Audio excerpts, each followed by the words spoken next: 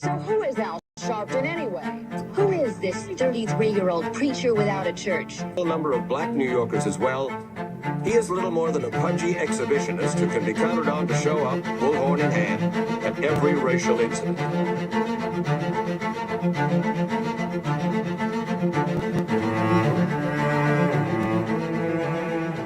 I often quote Mark Twain saying, "The two most important moments in life is the moment you are born and the moment you find out why you were born." I had a very troubling conversation the other day that prompted me to do this little video. Young man that I've known a while came to me and he was crushed. I mean, really crushed, because people were criticizing his work. He's in the ministry, but he's also an actor. And he said he couldn't understand why people were jumping all over, criticizing him, trying to find scandalous and derogatory things about him.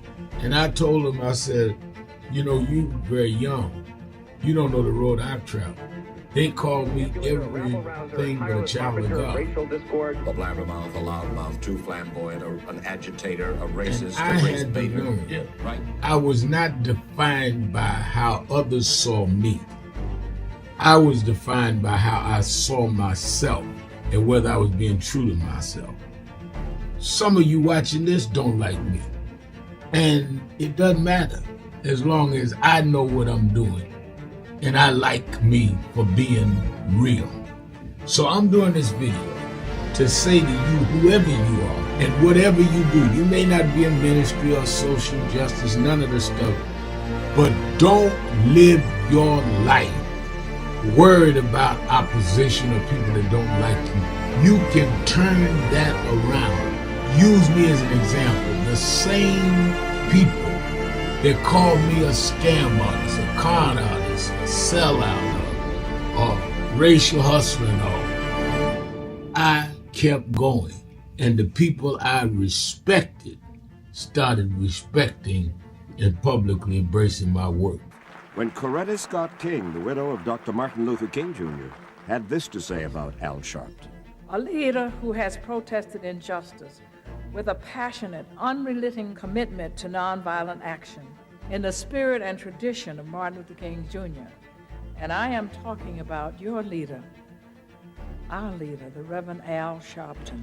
The other thing that hasn't changed is the National Action Network's commitment to fight injustice and inequality here in New York City and across America. And that's not only a testament to Reverend Sharpton, it's a testament to all of you who are here tonight. First and foremost, to Reverend Sharpton. I saw him when he first came on the scene, and I have marveled at his tenacity, at the development of his intellect, and his devotion to our movement. August 27th. Do you know what time it is? It's at Sharpton's time. And for the next 3 hours, it's time to put aside all pretenses, deception, denial, or fronting. The time has come to keep it real on Keeping It Real with Reverend Al Sharpton. A very good afternoon to all of you across the country, and good morning to our West Coast listeners, and welcome to all those listening on Sirius XM Channel 126. Urban View, where talk empowers and becomes action. Well, I'm Dominique Sharpton. I'm Reverend Sharpton's eldest daughter. I am actually coming to y'all live from Washington, D.C.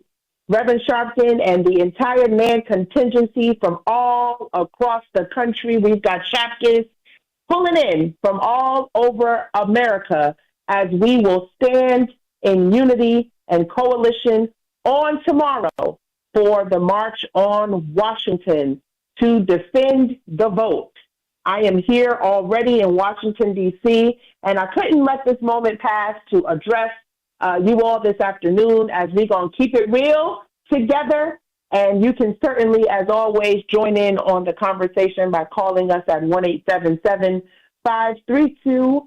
5797, 1-877-532-5797. I'm sitting in for Rev just for a few moments, just for a few segments. As we're here in Washington, D.C., Reverend Sharpton has hit the ground running, and he'll be joining us momentarily. But it feels particularly significant today because on tomorrow morning, right here in the nation's capital, I'm looking at it right now, thousands of people will gather here at the Lincoln Memorial for the March on Washington to defend the vote. And I wanted to start there today because tomorrow is not just another rally. You know, it's not just another event on the calendar, and certainly it's not about gathering at the Lincoln Memorial simply because that's where Dr. King stood 63 years ago. But tomorrow is about why people still have to stand there now. Think about that. I mean, 63 years after the March on Washington for jobs and freedom, we are returning to that same place, talking about voting rights, economic dignity, affordability, civil rights, equal opportunity. And so the question is, you know, what does that really tell us, right? What does that really tell us about where America is right now, where we are in this country? Because I think there are two ways to look at this. And, you know, you could say, Dominique, you know, 63 years later, we're still marching, you know? How much has really changed? And I understand this frustration. I get it. But, you know, there's another way to look at it. And I feel every generation has had to decide whether it was willing to defend the progress handed to it. And rights don't simply survive because somebody won them before we were born. Democracy doesn't even run on autopilot, but progress doesn't even protect itself. And people, it's the people who protect progress. And that's why tomorrow really matters. And now we hear March on Washington, and I feel like immediately everyone thinks about Dr. King's I Have a Dream speech. And of course we should. Of course we should. But sometimes, you know, we remember that speech and forget the full name of the march. The March on Washington was for jobs and for freedom. Jobs and freedom. I think that matters. And because the civil rights movement understood something that we sometimes separate today even, economic justice and civil rights are certainly connected. You can't tell somebody they have freedom. You can't tell someone that they are free and ignore whether they can afford to live. You cannot talk about opportunity. You can't talk about the freedom to live and the freedom to have opportunity and ignore wages, right? You cannot talk about equality and not talk about education, right? And you certainly can't talk about democracy while making it harder for people to exercise in the most fundamental power that they have in that democracy, which is their vote. And so when tomorrow's march certainly talks about defending the vote, it also talks about affordability, and it talks about economic dignity. And that's not simply moving away from the tradition of 1963. That is the tradition. And leaders of the past and those that we look to for direction and for guidance, leaders like A. Philip Randolph, who have been fighting for economic opportunity for Black workers for decades, or Bayard Rustin, who helped to organize that enormous coalition, or John Lewis, who stood there as a young man representing SNCC, the SNCC. And Dr. King, who delivered those words that certainly changed history. But women also, like Dorothy Height, were central to the movement, even when they weren't given the platform or recognition that they deserved. Labor was there. Clergy was there. Young people were there. Civil rights organizations were there. Ordinary people were there. And I think that that's important because movements aren't never just one person who's standing at the microphone. Movements are coalitions, right? And so I'll tell you something else. Being here today in Washington, D.C. actually feels different for me personally. I've really spent my entire life, entrenched in this work, entrenched in the movement, and being a part of this legendary legacy family, right? I've watched my father march and organize marches even, and I've watched him organize. I've watched families who have come to National Action Networks during some of the worst moments of their lives because they felt nobody else was listening. And now I'm sitting here hosting Keeping It Real from Washington on the day before another generation will gather at the Lincoln Memorial. And I don't take that lightly because it isn't about nostalgia. And tomorrow isn't about recreating 1963 because you can't create 1963 and we shouldn't even try. But our responsibility is to understand what they did in 1963 and to ask, well, what is required of us? What is required of us in 2026? Their issues were voting rights and jobs and segregation, discrimination, economic inequality. All circumstances are a little different, right? But listen to what we're talking about. Voting rights, affordability, wages, housing, healthcare, education, equal protection, economic security. The language changes. The fundamental question, though, remains the same. Does America work equally for everybody? And if the answer is still no, then what are we prepared to do about it? And that's where I want you all today. That's where I want to start in the program today. I don't want this to be me giving you all a lecture from Washington, D.C. This is Keeping It Real. 1-877-532-5797, 1-877-532-5797. We want to hear from you. And particularly, if you're listening and you're one of those people who have gotten frustrated with politics, I want to talk to you. Maybe you stopped voting. Maybe you're just tired of hearing the promises. Maybe you're saying, you know what, Dominique, none of these people are talking about what it costs me to buy groceries. I can't afford my rent. My child care is killing me. My paycheck isn't stretching. Hello? Let's talk about it. Let's talk about it and be about it. Because that's what we're dealing with right now. That's what Americans are facing every single day. And if we are committed to the calling, committed to understanding where we are and what we must do, because that's actually the conversation that we need to have, not just with people who are already agreeing with us, but how do we reach the people who have stopped believing that civic participation can change anything? We want to hear from you. 1-877-532-5797, 1-877-532-5797. We'll be back with more Keeping It Real with Shopton. We'll be right back. Breaking news. The issues, the stories affecting you. Now here's the news.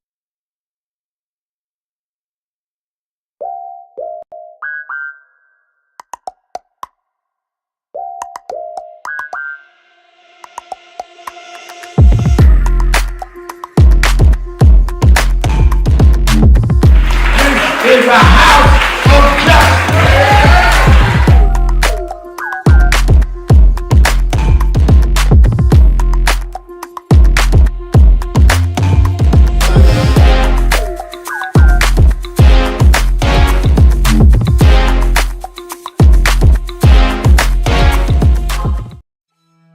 Marching doesn't solve a problem.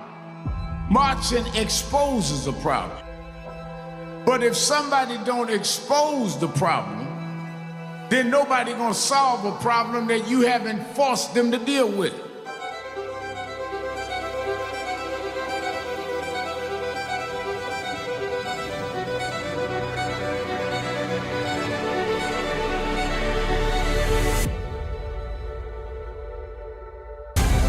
In 1963, the March on Washington was held, and there was a legislative agenda, passed the Civil Rights Bill. Today, we have a new generation that is coming forward. younger people, men and women, coming forth to take the torch and run with it.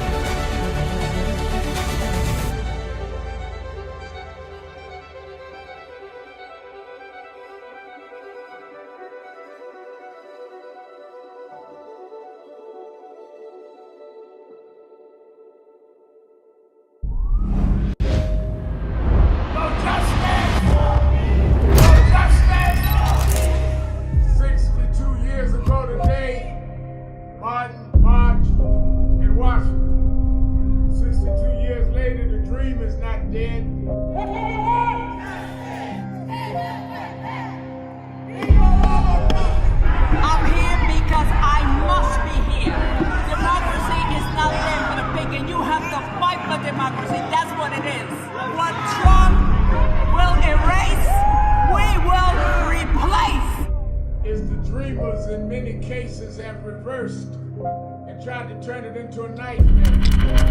We come to Wall Street rather than Washington this year to let them know you can try to turn back the clock, but you can't turn back time. We gonna keep the dream alive on Wall Street.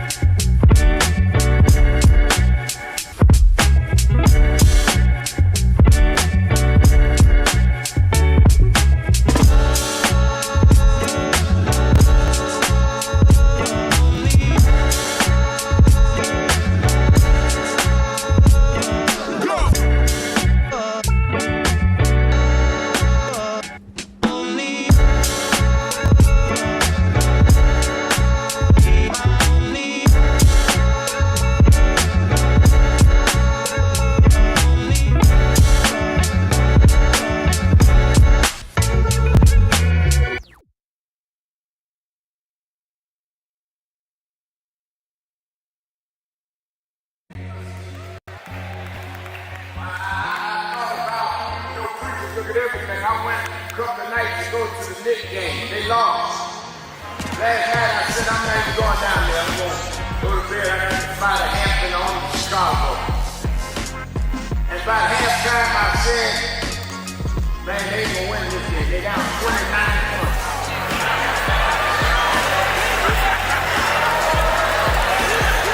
And somebody here today, you've been down. They counted you out. People say there's no way you come back.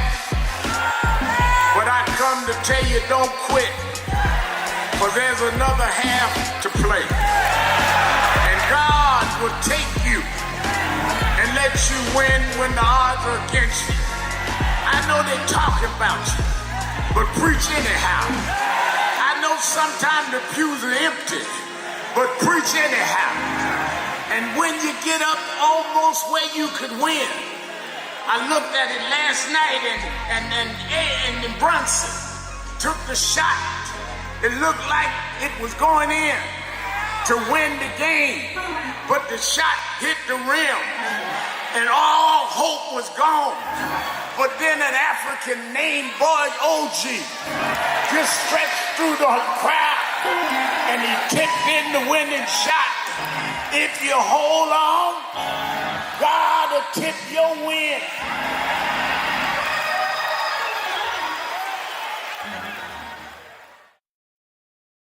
Thank you for joining us for Weekdays Live with Reverend Al Sharpton.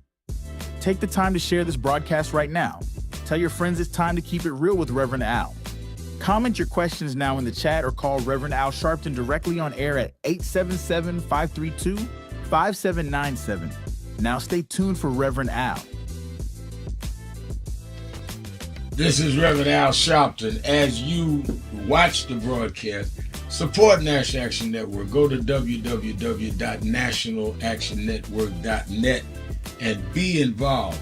You can join, take your membership right online, www.nationalactionnetwork.net. Getting ready to start the program, but we need you to be part of the movement.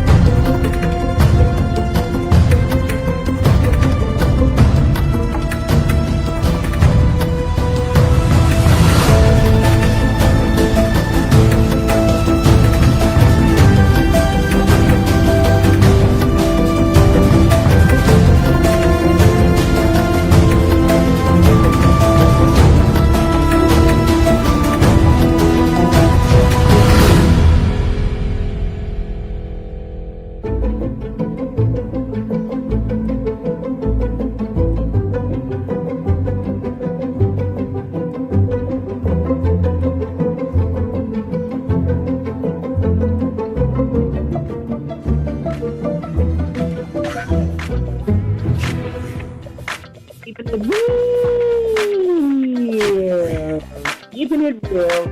I'm Dominique Sharpton coming to you live from Washington, D.C. We are here on the eve of the March on Washington. You can join in on the conversation today by calling us at 1-877-532-5797, 1-877-532-5797. Reverend Sharpton has hit the ground running in Washington, D.C., and he is going to join us momentarily here on Keeping It Real. And I wanted to get into something. I think we need to talk about it honestly. I started talking about this before the break, but does marching really still work? I know that some of you are asking it, so let's keep it real and answer the question. I am sitting in for Brad. He'll be joining us momentarily. But every time there's a march, someone says to me, okay, but what's walking down the street going to change? And, you know, I talk to a lot of young people especially, and there have been so many universities and young people, youth organizations who have partnered on this march, Defend the Vote.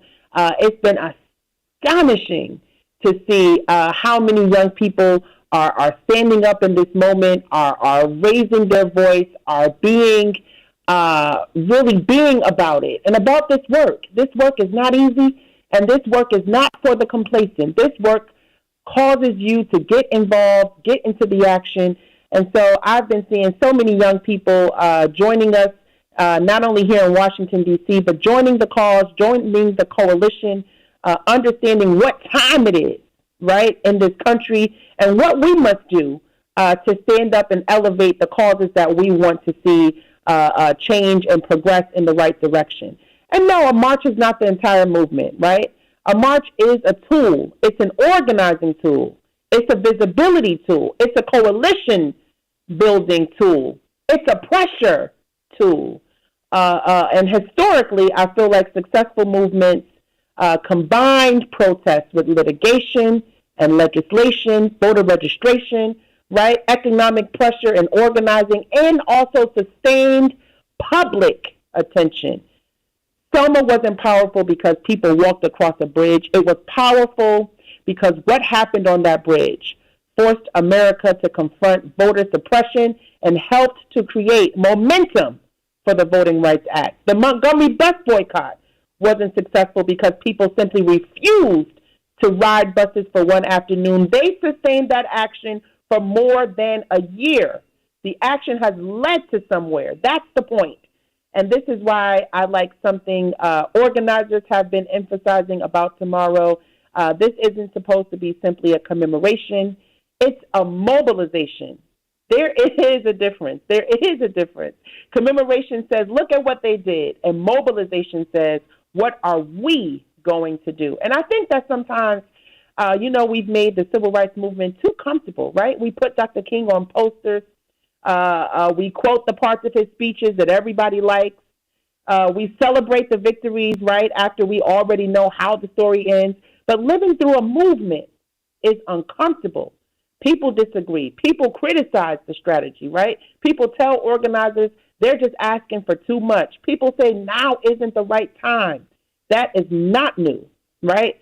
So don't look at the civil rights movement as this perfectly organized historic movie, right, where everybody knew they were on the right side. They didn't know. People made choices.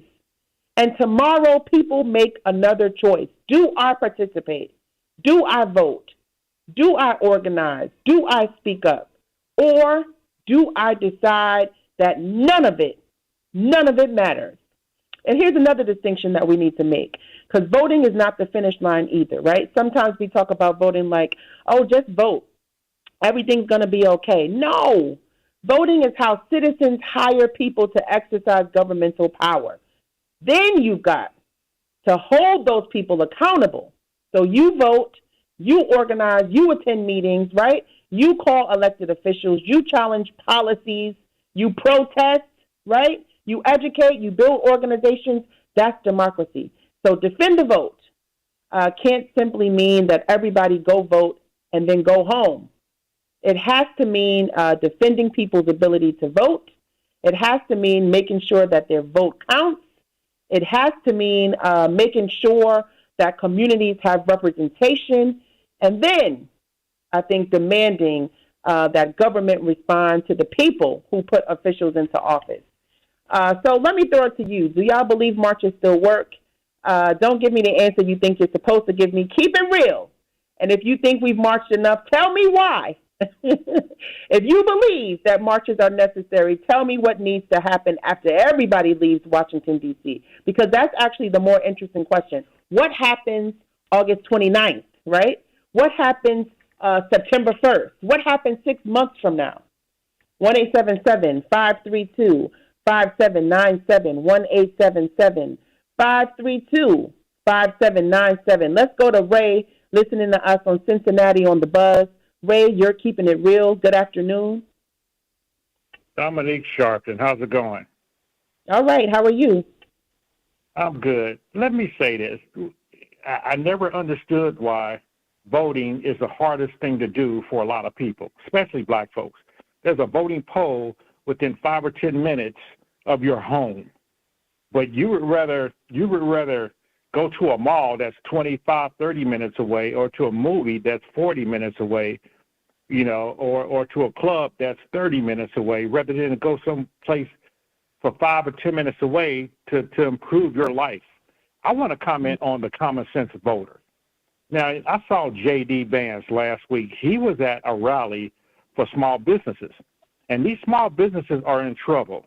They're supporting the Republicans. And my question to them is, you're in this situation because of J.D. Vance and Donald Trump, but you're going to go to a rally and vote for Republicans that put you in this situation? Why would you vote for Republican at all if you're in this situation that they put you in? Mm-hmm. I want to comment on, how do you convince black MAGA males that that who votes for Trump that Trump is a racist and he does not like you. He does not care about you. He wish you were back in Africa. But yet and still they support this man. How do you convince them that? How do you convince young white college students with student loans who Biden wanted to forgive those loans when he was in his last year in office, and the Republicans blocked it? So how are you going to vote for Republicans who said, no, we want you to pay back your loan, than to vote for a Democrat that said, we will forgive your loans? You know, how do you convince Latinos that vote for Donald Trump that he's looking to deport your family members who is here illegally? You know, is that okay with you? You have to bring common sense questions to these MAGA voters or these Republicans who vote for a Republican and who vote for Trump. Because everything I just said, it confuses, excuse my language, the hell out of me, why you're voting against your own interests. Yeah. You know, we got people here in Cincinnati that says, you know, he voted for Donald Trump because he's gangster. No lie. He's gangster. You know, we got people that voted for Donald Trump because they said he's a good businessman. And that's what Ramaswamy is running on here, and he's running for governor here. And that's what he said. We need a businessman. But people don't forget that Ramaswamy was on Donald Trump's team when they got rid of a lot of remember Doge? You know, and so Donald Trump, the businessman, you know, I don't think so. So, I mean, that's just what I wanted to comment on. Common sense voters, that a lot of voters out there don't have common sense when they vote against their own interests, and they have no reason why. Yeah, no, Ray, I think you're something, and thank you so much for your call. I think what we need to really delve into, and when we're talking about this demographic of people, right, who did vote that way, it's economic dignity, because that can sound very policy heavy, right? But what does economic dignity actually look like? It looks like somebody who's working 40 hours, right, and not needing 2 additional jobs just to survive, right? It looks like being able to pay your rent and still buy groceries, right? It looks like a parent not having to choose between childcare and working, right? It looks like somebody getting sick and not wondering whether getting medical care is going to financially destroy their family. So that's economic dignity, and I think that that's been oversold, right, to certain communities and certain people who feel like, you know, they made a certain decision in casting their vote that way. But, you know, if civil rights isn't reaching people's kitchen table, I think we're missing something here. And remember the 1963 Jobs and Freedom, what that original march was saying. And so it demanded economic opportunity. And so I feel like, so tomorrow or the next day when people are talking about affordability, I think that that's not some separate issue from what we're talking about here. The question becomes who gets to build wealth, how we're creating that access. And I feel like, you know, there's been an overpromise and a misstep, both two coupling each other, right, when people decided who to vote for, right? And that's what became the result that Donald Trump became president. You know, we were talking about who can buy a home, you know, whose neighborhood has the good schools, who has access to health care. I think that's what matters to people. And I feel like if we can provide that streamline of access, I think that we get that demographic and we get people to really understand, you know, what we're actually doing here, what we're fighting for, and what we're fighting to uphold. Because I feel like it hasn't hit home enough for certain communities and certain people. Thank you so much for your call, Ray. We're keeping it real. Dominique Sharpton, I'm sitting in for Rev. Rev will be joining us momentarily, but you certainly can join in on the conversation. Call us at 1-877-532-5797. We'll be back with more of Keeping It Real with Sharpton. We'll be right back. Keeping It Real. Do you owe back taxes or have unfiled tax returns? The IRS won't. But Reverend, it looks bad now. Look at Iran. Look at what's going on in Minnesota. Look on. Yeah, but I was raised by them to realize that after storms, if we do the right thing in the storm, if we organize, if we register, if we do what we're supposed to do, there's always a rainbow coming out. The rainbow don't show until the storm is over. The rainbow gonna come out in November. The rainbow gonna come out in 28. We gonna fix these tricks in 26 and march through the gates in 28. We didn't come this far to turn around now. We won't go back. We won't go back. We won't go back. Voting rights! Voting rights. Everyone look here. Say it again, Ms. Pearl. Voting rights! Voting rights. One more time, Ms. Pearl. Voting rights! There we go. Voting rights! Voting rights! Voting rights. Voting rights! Voting rights. When do we want it? Now. When do we need it? Now. Yesterday. What do we want? Voting rights. When do we need it? Now. What do we want? Voting rights. When do we need it? Now.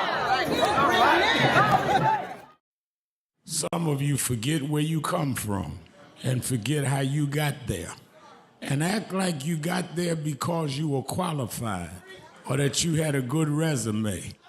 But some of us had to pay a price for your resume to even be read. Some of us had to take nights in jails and licks upside the head or shut out of boardrooms like Byron so you could walk down red carpets and act like you got there by yourself. So I received this award with a special, special place in my heart and on my shelf because I'm getting it from a freedom fighter who never forgot where he came from and how he got there.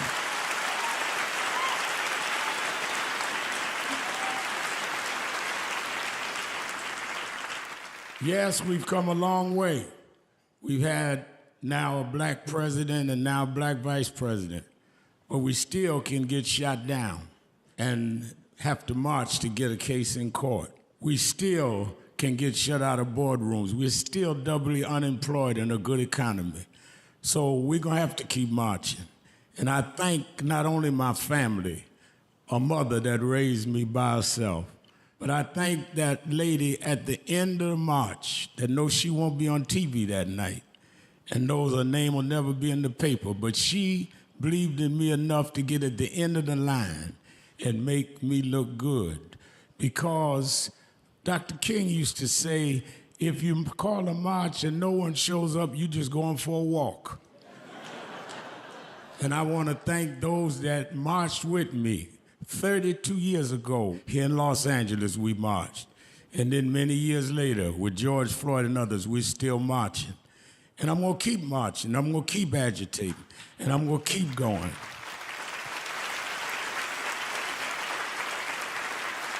Until we don't have to do it anymore. Eddie, known you a long time. Mariah, Chris, and your kids. And I promise you this. The only thing that I really live for is I get up with this dream that every bigot, every racist, everyone in this country that hates will say, damn, he's up again. And I think that is extremely important about the funding. But I also want to add how they're changing what can be taught. You have states outright saying you can't teach black history and you can't teach certain other histories and the curriculum. You have this administration that is literally taking out exhibits from the Smithsonian. So we have not only an education problem in terms of resources, we have an education problem in terms of curriculum and what people are being taught. So I have one grandchild, 6-year-old. When he gets to high school, it may be just against the law for him to learn about certain parts of American history, which includes blacks. We want to talk about slavery. We want to talk about the good side of America. Well, what does that mean? That's not history. Everything was not good. And I think that that is the threat that we've got to fight, which is why we've got to fight with the courts and the streets, because they're literally changing the textbooks as we go. As they do that, they change the opportunity, because then the fight against affirmative action is not having access to these institutions and telling these institutions This whole fight around DEI, started in Harvard with a black woman president. Started with them saying you can't teach diversity in an Ivy League school like Harvard. It didn't start in Little Rock at the high school. This fight, this time, was Harvard. And they went from there on. And I think that we've got to have the same resistance. If they could fight in the 50s, the ACP would have been together and deal with the question from Little Rock in terms of desegregation. Then we that are far more educated, far more economically secure personally, have no excuse in the age of what they did in Harvard not to be standing up back in this.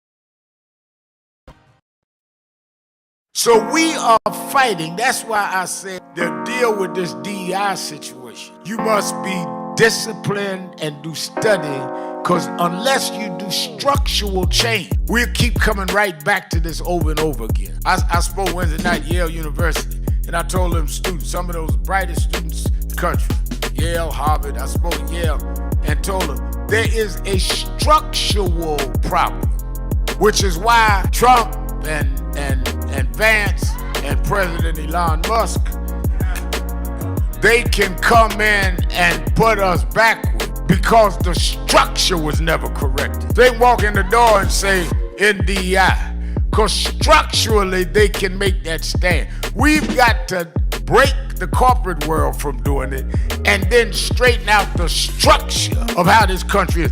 Why we ought to be sending people to Congress is not sending them to Congress because they had the robocalls call your house, but they're committed to the structural change of this. Reverend Sharpton's eldest daughter. Sitting in for Rev is joining us momentarily. We are in Washington, D.C. as we are here on the eve of the March on Washington, as we will come together in a large coalition of partners and community groups and organizations and labor groups, and so many will gather tomorrow in coalition to defend the vote. And certainly you can join us in conversation today on Keeping It Real. Call us at 1-877-532-5797, 1-877-532-5797.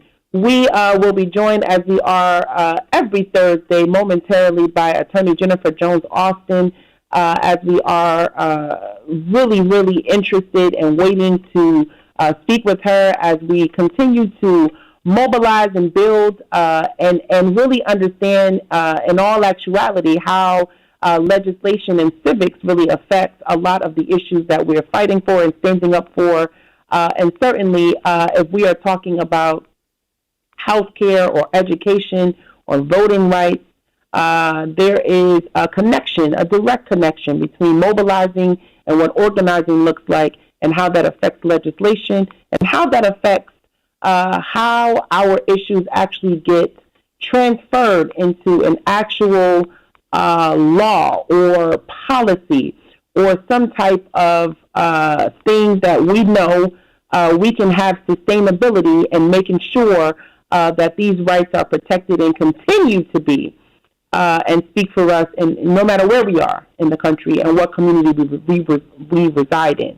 And certainly, as Ray was talking from Cincinnati before the break about economic dignity and how we have to really call that role and really call those folks out, hold them accountable. I'm talking about our own even, whom we know ain't doing the right thing, or whom we know is working in conjunction to hold us back. We've got to hold them accountable as well. And we have to not turn a blind eye, Ray, to recognizing when we need to speak out and we need to call even our own out, and really try to inform even our own brothers and sisters that what they're doing and what they could be doing could be detrimental to our fight and what we know we need to do to protect our rights. And so if we are talking about what's been happening in Gary, Indiana, and certainly want to talk about that as well, the residents of the predominantly black city that has endured more than 2 weeks of outages, and the governor has called for an investigation.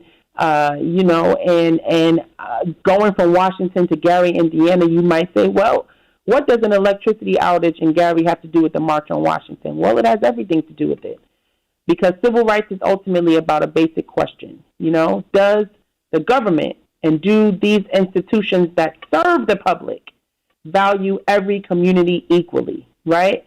More than 2 weeks. More than 2 weeks. Think about living without reliable electricity for 2 weeks. Don't think about it abstractly. Think about your refrigerator, your medication, air conditioning, children, older relatives, right? Charging your phone, getting ready for work, Residents are sleeping in running cars, right, for air conditioning, and a 73-year-old woman with asthma unable to use her nebulizer. That's not inconvenience anymore, all right? That's safety, right? And if this happened in a wealthy suburb, would the response have looked the same? We don't automatically know the answer, right? But when residents of a predominantly black city ask whether race and decades of disinvestment affected the response, government has an obligation to investigate, right? Rather than dismiss that concern, right?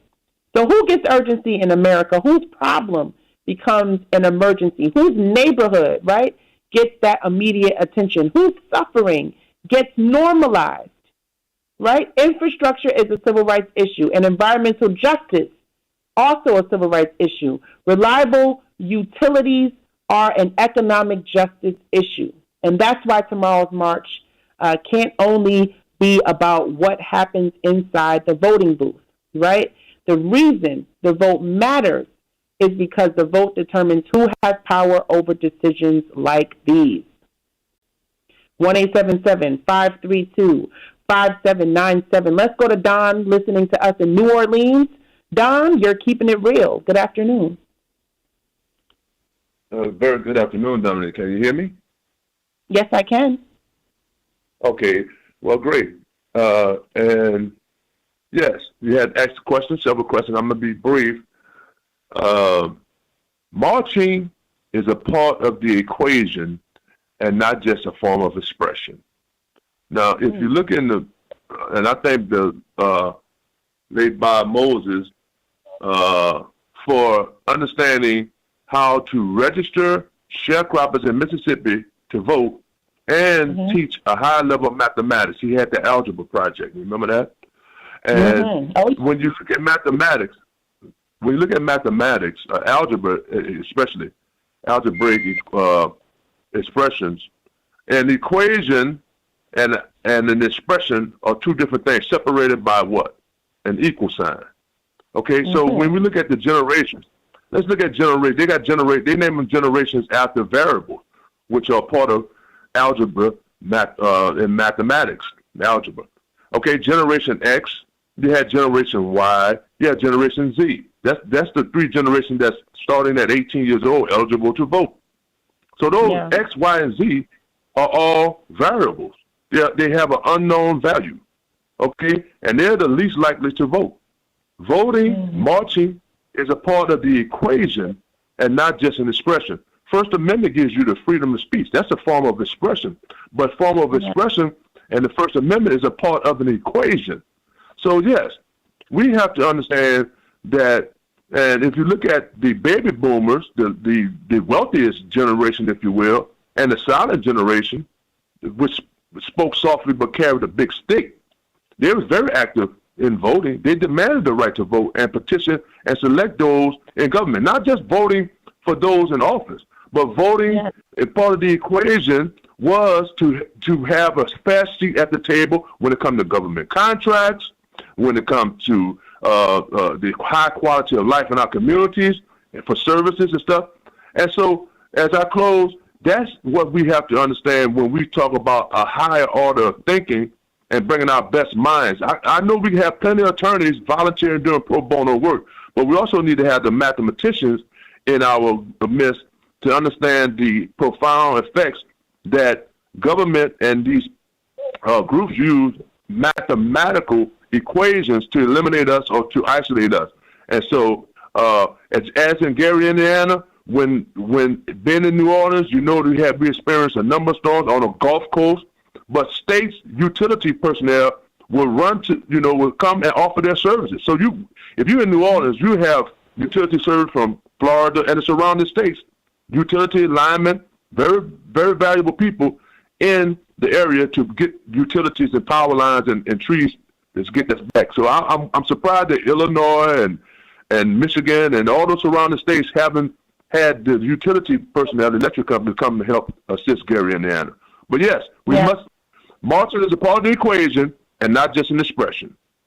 Thank you so much for that, brother. And thank you for your call. As I was thinking about what you were saying, talking about Gary, how were these restoration priorities even determined, right? Were there sufficient crews and resources available? Were vulnerable residents even identified? Like, this goes deeper. What emergency assistance existed for seniors and medically vulnerable people? Were communication systems adequate? And were similarly affected communities treated similarly? I think this is where, even journalism, right, and activism actually meet, because we are not always privy to the information that's being broadcasted and what we can do to really help. When the storm is over, the lights come back and the cameras leave, it's like, what happens next? And I feel like we have too many communities that are left vulnerable, that are left unrecognized and unattended to, and we've got to do our part. I think we've got to do better with not only amplifying what's happening, but we've got to do better with identifying those solutions that are going to help, sustain us over the long run. So thank you so much for pointing that out. Thank you for your call. I hear the music. We're going to take another break. Reverend Sharp is going to be joining us, but we're going to take a break. You can certainly join in on the conversation again by calling us at 1-877-532-5797, 1-877-532-5797. We'll be back with more of Keeping It Real with Sharpton. We'll be right back. Keep it real.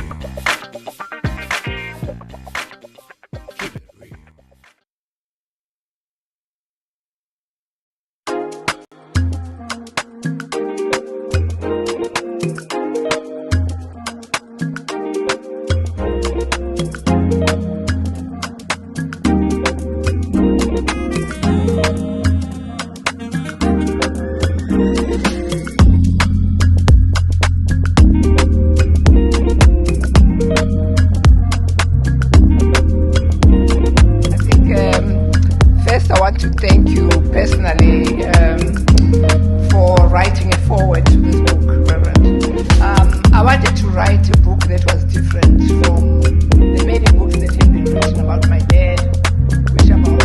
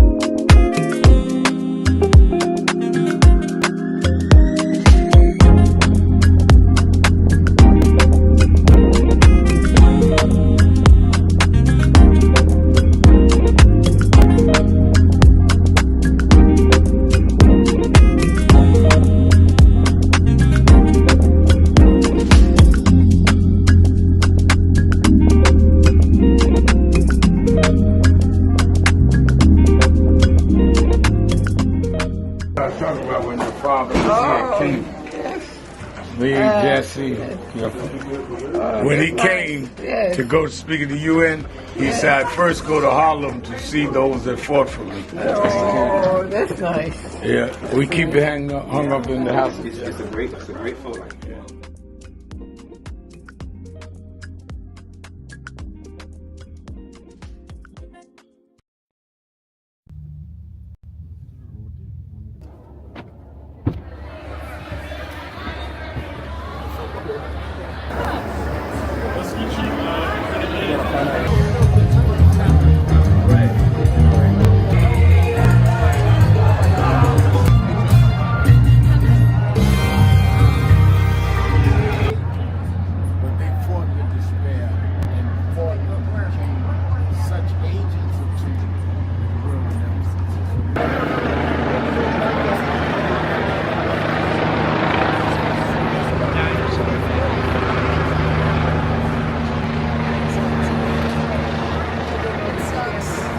I'm surprised to see you here. Kathy Burns. Yeah, Kathy Burns. How are you? And my lovely wife, Lisa.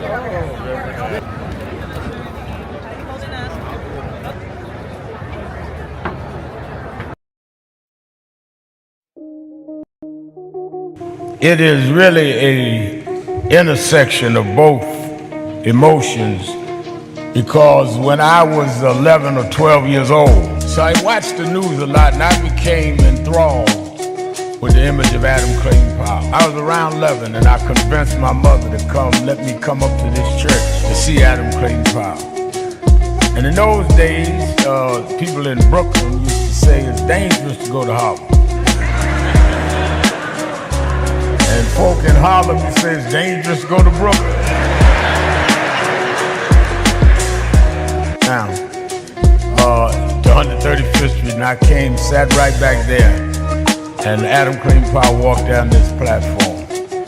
And I remember after the church, in those days, Johnson, the pastor's study was right inside with the plexiglass, and I knocked on the door and I told the secretary I wanted to meet Reverend Powell. She looked down this little 11-year-old boy. She said, "Really?" She said, "Who did I say?" I said, "Reverend Al Sharpton." Platform means dignity. Means we're gonna walk side by side with you, or through you. We're gonna be with dignity and integrity. We don't want any more than you have, and we're not gonna accept any less than you have. That's my thought.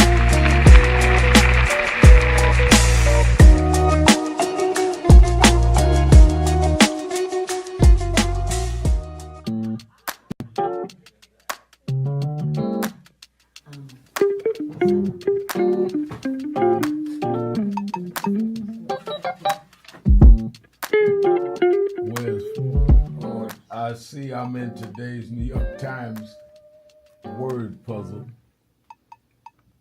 and they're asking what is Al Sharpton's title for short. It's Rev. I didn't know everybody knew that. But the people in the New York Times, they didn't call me Rev. They should call me Reverend. No.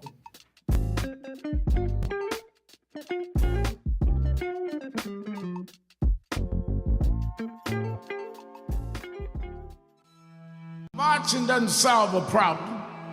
Marching exposes a problem. But if somebody don't expose the problem, then nobody gonna solve a problem that you haven't forced them to deal with.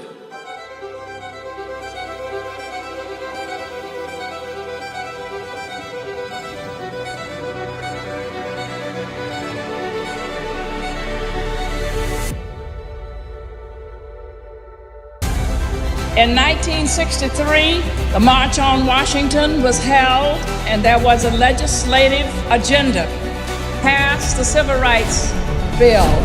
Today, we have a new generation that is coming forward. Younger people, men and women, coming forward to take the torch and run with it.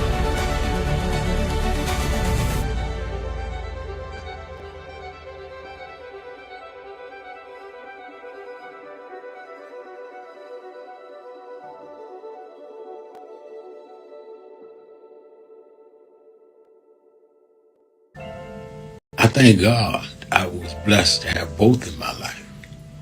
Both historic, strong figures. But if I misuse them and listen to not only figures that are not as historic as them, but figures that had nothing to do with the calling and purpose of my life, I would live confused. I'd be double-minded. I'm clear. And what I want you to do is be clear. Clear on who you are and why you are. And a lot of that will be exposed to you and others by who you are around and who you allow to enter your head. Keep people at a distance that only have a distant and unclear vision who you are and who you are supposed to be. They could be your blood relatives, but they could not be the ones that accompany you toward what you ought to be about tonight. Everybody good to you ain't good for you. Everybody that makes you laugh sometimes end up making you a joke. I've been at every Essence Festival since 1995. I came that year with my mentor, and we spoke. Well, he died in February this year, but I want to continue what he taught us, because even when times look bad, even when they look dark, I remember what my mentor taught me, Reverend Jesse Jackson. He said, keep hope alive. Even if you can't figure it out, keep hope alive. Even if it doesn't look like you can make it, keep hope alive. And Reverend Jesse Jackson said that with me tonight. Let him know on July 4th from New Orleans, keep hope alive. Keep hope alive. Keep hope alive. Keep hope alive. Keep hope alive. Keep hope alive. Keep hope alive. Keep hope alive. Thank you, God. It gets dark sometimes, but the morning comes. Don't you surrender. Suffering breeds character. Character breeds faith. In the end, faith will not disappoint. You must not surrender. You may or may not get there, but just know that you're qualified and you hold on and hold out. We must never surrender. America will get better and better. Keep hope alive. Keep hope alive. Keep hope alive. On tomorrow night and beyond. Keep hope alive. I love you very much. I love you very much. And now, America's #1 civil rights leader, the Reverend Al Sharpton.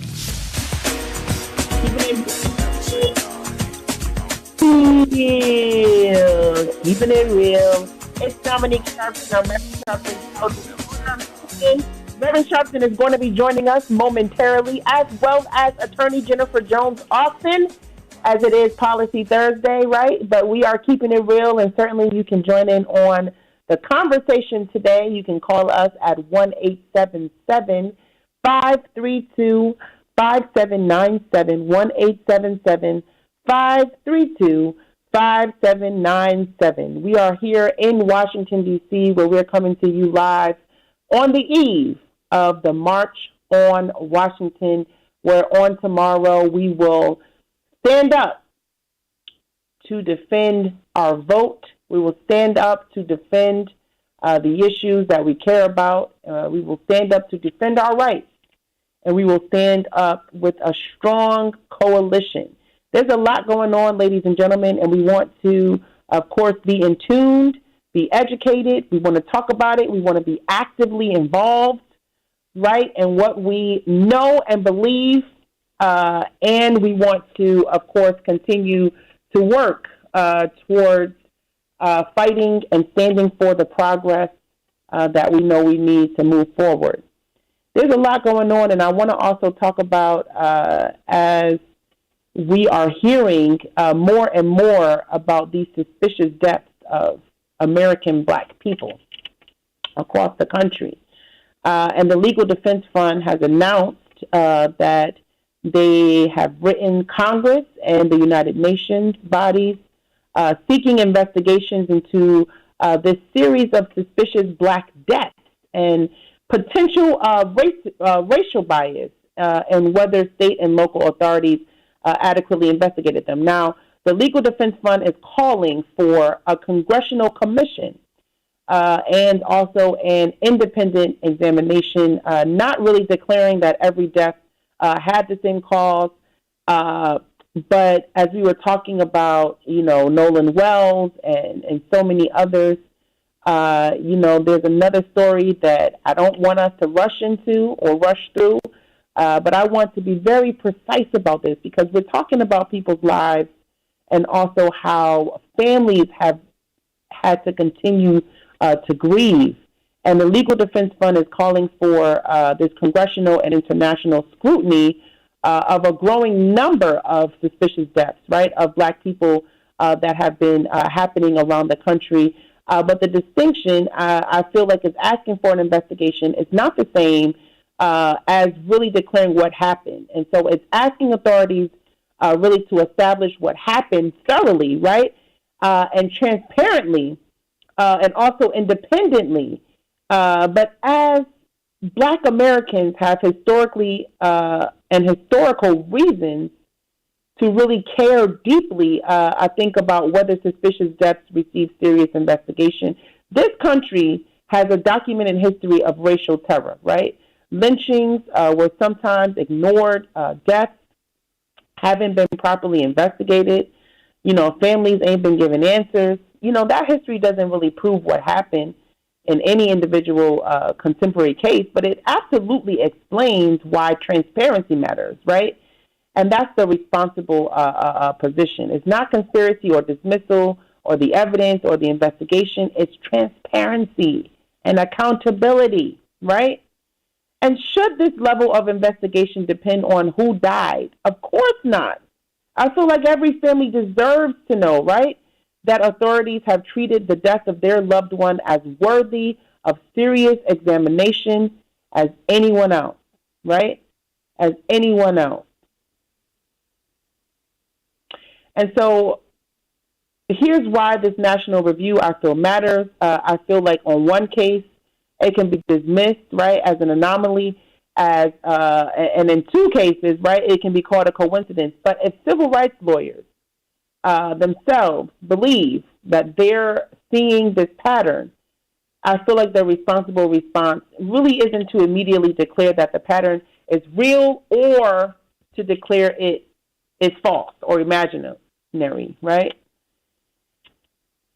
I feel like Black deaths are more likely not even reported in most cases. It depends on, how things are coming into the light, right? It depends on how things are documented. It depends on who gets involved, right, from the onset. There's a lot going on with this. And so I feel like, we can't take this for granted or we can't take this lightly. And in this moment, as we're talking about it, as we're talking about marching, as we're talking about keeping it real, I feel like we, have to care very deeply about this as well. 1-877-532-5797, 1-877-532-5797. Let's go to Brother Jacob. Brother Jacob is listening to us from Philadelphia on WURD. Brother Jacob, you're keeping it real. Good afternoon. Brother Jacob? Line 2? All right, hello. All right, now I hear you. All right, Sister Dominica. Hey, look, in Latino it would be Sister Dominica. You know what? It's good to hear you because when I hear you, I know I'm still getting the sharpened intellect. You know what I'm saying? Ain't nothing lost right there. You know what I'm saying? So that's a good thing. But then, so peace be unto you and to the global listeners that you all have. I consider myself to be a baby boomer, okay? I came in, in that time. And to Brother Ray, now, you can't change people's hearts. It's not your, job even to do that. But what we can do, like the prophets of God always did, they just kept telling the truth and what it was.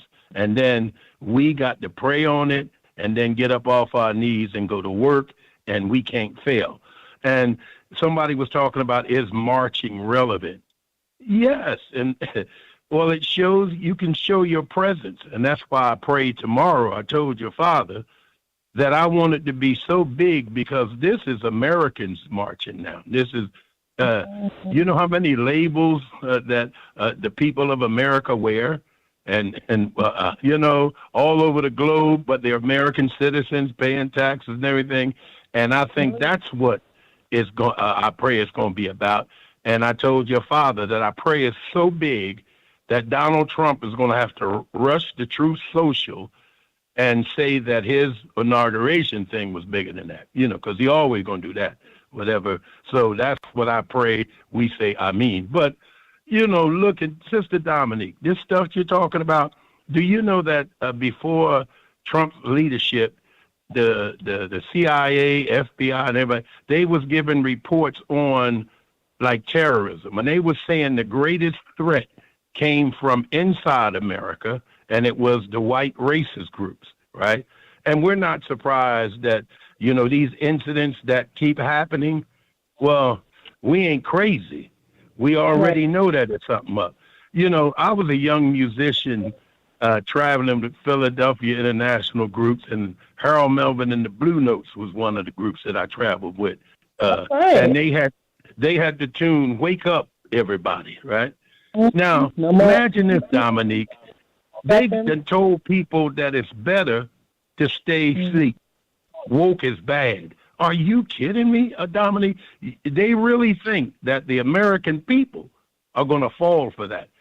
Only the ones that I pray for, the mega hat, I understand that they're, they need a little prayer and a little truth, and they got that. But again, they done wage war against us as black people. We see that. We had Black Wall Street in Tulsa. We had Rosewood. We did these things, and America knows what they did.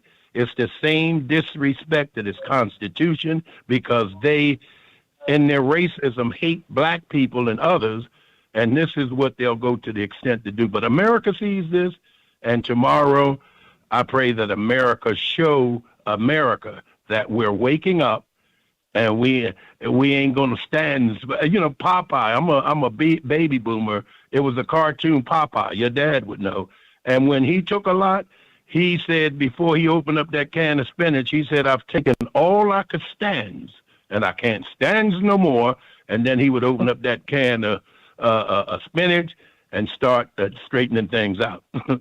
So God bless us. We want this thing to be big tomorrow, and we want God to and all our money is God bless America.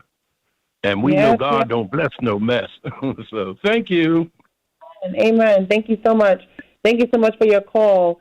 And no, I think you're right. And I'm sitting here really just looking at the Lincoln Memorial, thinking about tomorrow, 63 years, this is the same Lincoln Memorial, but a different generation. We got different technology. Think about that. My dad talks about it all the time. Dr. King, organized marches and demonstrations and really worked to end segregation in the South and never had a cell phone, never had a laptop, right? Never had a fax machine, right? But they had determination and commitment, different politics, different challenges. But America is still wrestling with one fundamental question: who gets the full promise, right, of American democracy? That ballot matters, economic dignity matters, what happened in Gary, Indiana matters, whether a black family can trust that the unexplained death of their loved one will receive a serious investigation matters, It all matters. And so it's like, here we are. It's our turn, We got to live in this moment, but we also have to stand up and rise to the occasion of who we are and what we know we are called to do, right? It's up to us.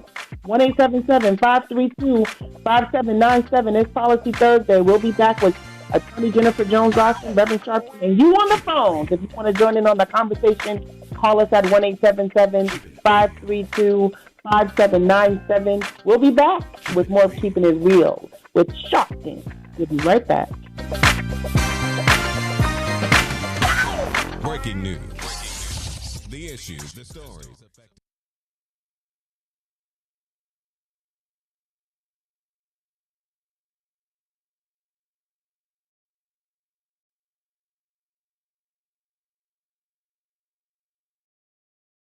That's why I said to deal with this DEI situation, you must be disciplined and do studying, because unless you do structural change, we'll keep coming right back to this over and over again. I spoke Wednesday night at Yale University, and I told them students, some of those brightest students in the country, Yale, Harvard, I spoke at Yale, and told them there is a structural problem, which is why Trump and Vance and President Elon Musk, they can come in and put us backward because the structure was never corrected. They walk in the door and say NDI, because structurally they can make that stand. We've got to break the corporate world from doing it and then straighten out the structure of how this country is. Why we ought to be sending people to Congress is not sending them to Congress because they had the robocalls call your house, but they're committed to the structural change of this country.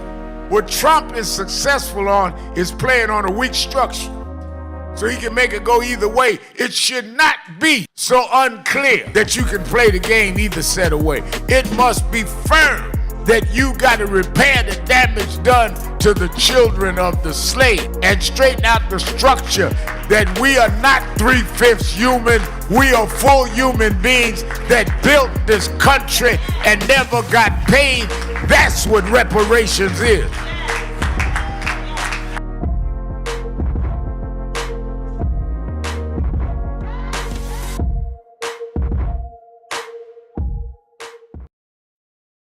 Where in history is this? He said we always go one step forward and two backward. Well, here we are now. The problem is not Trump. The problem is us. We are allowing ourselves to be lowered and our children to feel inferior because you don't have an I am somebody person. You got our artists calling our women bees. Our others calling us niggas. What happened to us? What happened to black and proud? What happened? I'm gonna vote. What happened? Ain't gonna let nobody turn me around. What happened to us? And I think that is extremely important about the funding. But I also want to add how they're changing what can be taught. You have states outright saying you can't teach black history and you can't teach certain other histories and the curriculum. You have this administration that is literally taking out exhibits from the Smithsonian.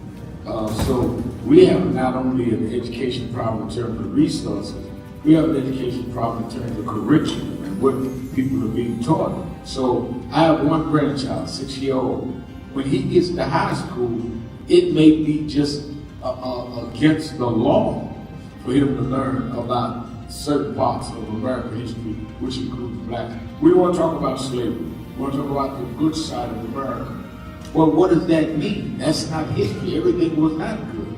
And I think that that is the threat that we've got to fight, which is why we've got to fight with the courts and the streets, because they are literally changing the textbooks as we go. As they do that, they change the opportunities, because then the fight against affirmative action is not having access to these institutions and telling these institutions, this whole fight around DEI, which they did, started in Harvard with a black woman president. Started with them saying you can't teach diversity in an Ivy League school like Harvard. It didn't start in Little Rock at the high school.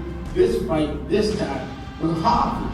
And they went from there on. And I think that we've got to have the same resistance. If they could fight in the 50s, the ACP would have been together and deal with the question from Little Rock in terms of desegregation.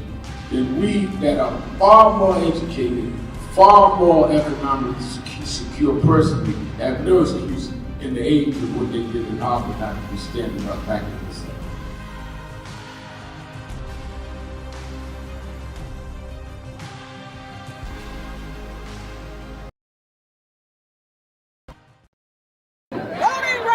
Voting rights. Everyone look here. Say it again, Ms. Pearl. Voting rights. Voting rights. One more time, Ms. Pearl. Voting rights. There we go. Voting rights. Voting Voting rights. Voting rights. Voting rights. Voting rights. When do we want it? Now. When do we need it? Now. Yesterday. What do we want? Voting rights. When do we need it? Now. What do we want? Voting rights. When do we need it? Now. Center itself, the millions to billions, give a sense of value. Our history is worthless. We're not a worthless people. We're not a people that are just some ghetto drugs. You know, sometimes we have places that we were destined. And this shows us who we are.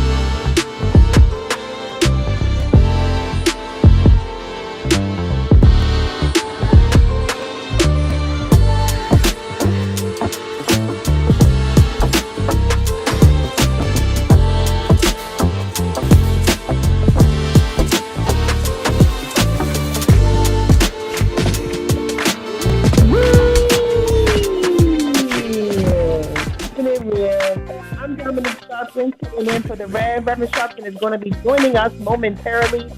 We're taking your calls all over the country.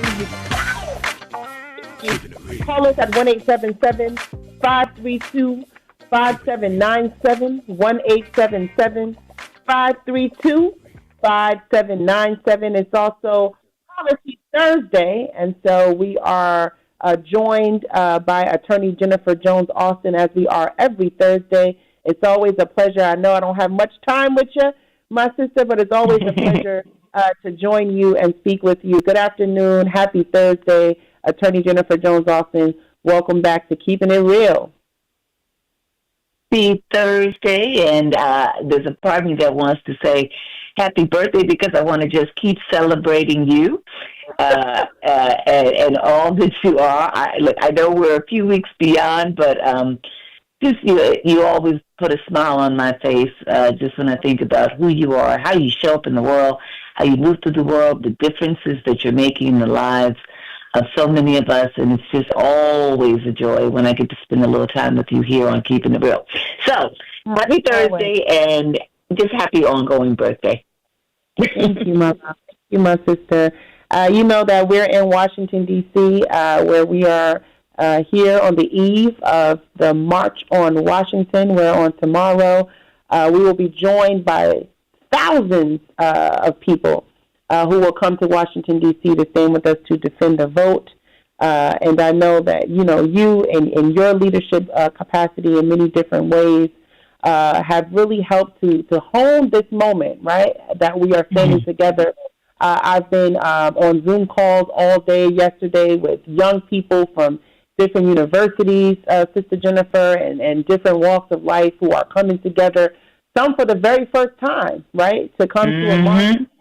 And in this moment, to stand up, right, to elevate their voice, and who feel like their voice matters in this moment. I've been having the most interesting conversations, I feel. But in this moment, you know, we've been spending a lot of time, you know, talking about why we're marching, you know, and I feel like if we're going to say defend the vote, Attorney Jennifer Jones-Austin, then we've got to keep it real. Because what exactly are we defending the vote from, right, in August of 2026? I feel like this isn't theoretical. I feel like there is a major legal and political fight, obviously, that's happening right now, you know, over how American people even will vote in the November midterms. And we're less than 3 months away from that. And so while so many people are traveling to Washington to talk about you know, protecting the ballot and courts and states and the White House, right, and the Postal Service that's fighting over the rules governing mail ballots right now, right? That's what's happening today, you know. I feel like we've got to be about it in this moment. And I don't know how you feel on this Policy Thursday. As we know, we gather here every week for that. But I feel like with all that's happening, with what we're seeing with the mail-in voting, with what we're seeing with even the Legal Defense Fund that's starting to come in asking for investigation on what's happening on all of these deaths of Black Americans across the country. I mean, the correlation, you know, isn't theoretical, right? We're here for a reason. No. So I feel like, you know, you being one who has been steadfast in this leadership capacity in this moment can really speak truth to power to us, but also to really keep it real with us on what is going on and what we are really here to stand for and fight for, and what it looks like, right, come August 29th, come September 1st, come 6 months from now, what we need to do to be about it. So, you know, as you spoke, I felt like I was welling up with, you know, like tears and just filled with emotion, in part because this day, August 28th, is like sacred. It's not only symbolic, but it's sacred in the lives of Black Americans and in America. As a day 63 years ago, when, you know, people whose voices were not being heard, you know, said, I'm going to stand up for myself. I'm going to stand up for my community. I'm going to stand up for what I believe is right and what is decent when it comes to all human beings made and created by God, being seen and heard and being valued, and their worth being, you know, considered as equal to white Americans. People showed up. And so it's symbolic that we come again this go-round, but it's more than symbolic, because what we learned 63 years ago is that our presence moves people. It was because of the 1963 March on Washington that we achieved the Civil Rights Act of 1964. And then it was because Martin Luther King Jr. and others took to the streets in 64 and 65, we got the Voting Rights Act. So in this moment, let me tell you, even if it was just symbolic, it would be important for me, mean everything for me and for my family who are coming. They're on their way to be here, because we have to show that we're not just laying down. Harriet Tubman is attributed, this line is attributed to her. It's questionable about whether she said it, but the sentiment is there. She said that they say that she said when asked how many enslaved persons did you help free, that she said, I freed hundreds, but I could have freed thousands more if they only knew that they were slaves. Yes. And and the significance of that in this moment is, if you do not understand that your vote is everything and your standing up means so much. They are counting on us to sit back. They're counting on us to say being present and being heard doesn't make a difference. They're counting on us to roll over when just down the street from the Lincoln Memorial, the Supreme Court has now gone along with a frivolous executive order seeking to take away our ballots. Couple that with restricted voting. They're counting on us to not understand it, that voting does make a difference. Yeah, because voting is what allows us to get in place the people who are maybe going to push back on wages that don't really work for us. Push back on all these changes that are coming down at the courts level, judiciary at the district, the circuit, and the federal level Supreme Court. It is our vote when we put people in place who are going to say, not today, not today. But also it's our vote that's going to make sure that those people we send to Congress do what need be done.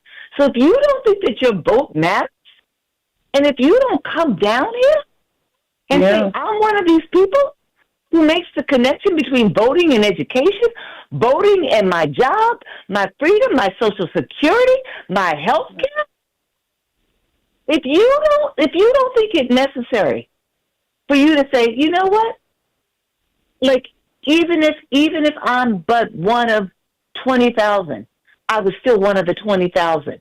If you don't think that's necessary, then I mean this, and I don't mean to harm or make people feel bad, but do you fall into that category of the people that Harriet Tubman, they say, was talking about, who doesn't understand that, your freedom is at risk right now? You are entrapped in the way that this government wants you to be entrapped if you don't stand up. That's how I feel right now. And, this administration, Sister Jennifer, is arguing, obviously, that, these measures with the mail-in voting and all these restrictions, are about election security, right, and ensuring that only eligible citizens, right, vote. I mean, that's their argument, and we should obviously tell, what both sides are saying, but states and voting rights organizations, are saying, wait a minute, this Constitution gives states and Congress and, major authority over elections, and they argue that a president can't simply rewrite, right, election procedures through executive action. They also warn, right, that making these major changes this close to an election could really create confusion and also potentially prevent eligible voters from actually casting their ballot successfully. So now you've got this basic policy question, right? Where does this election security end and voter restriction actually begin? I think that that's also worth talking about. Oh, absolutely, absolutely. I mean, the deal, and I'm just going to speak right now in this moment, to the mail-in voting and what is happening here. We'll come back and we'll talk about it. We'll come back to that. Reverend Jennifer Austin. Reverend Sharpton is going to be joining us momentarily, but you can join in on the conversation. Call us at 1-877-532-5797. We'll be back with more Keeping It Real with Sharpton. We'll be right back. Keeping It Real.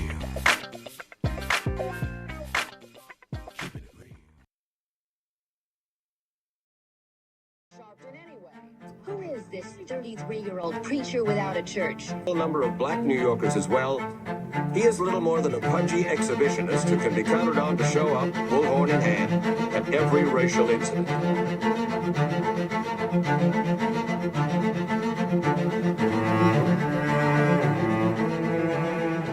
I often quote Mark Twain saying, the two most important moments in life is the moment you are born and the moment you find out why you were born.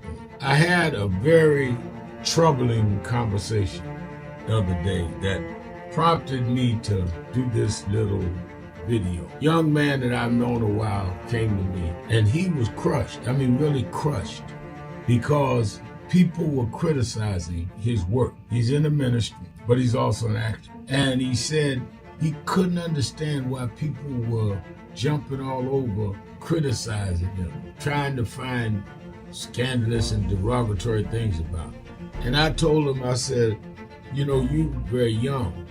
You don't know the road I've traveled. They call me everything but a child of God. A blabbermouth, a loudmouth, too flamboyant, an agitator, a racist, I had to know. Yeah, right. I was not defined by how others saw me. I was defined by how I saw myself and whether I was being true to myself. Some of you watching this don't like me. And it doesn't matter as long as I know what I'm doing.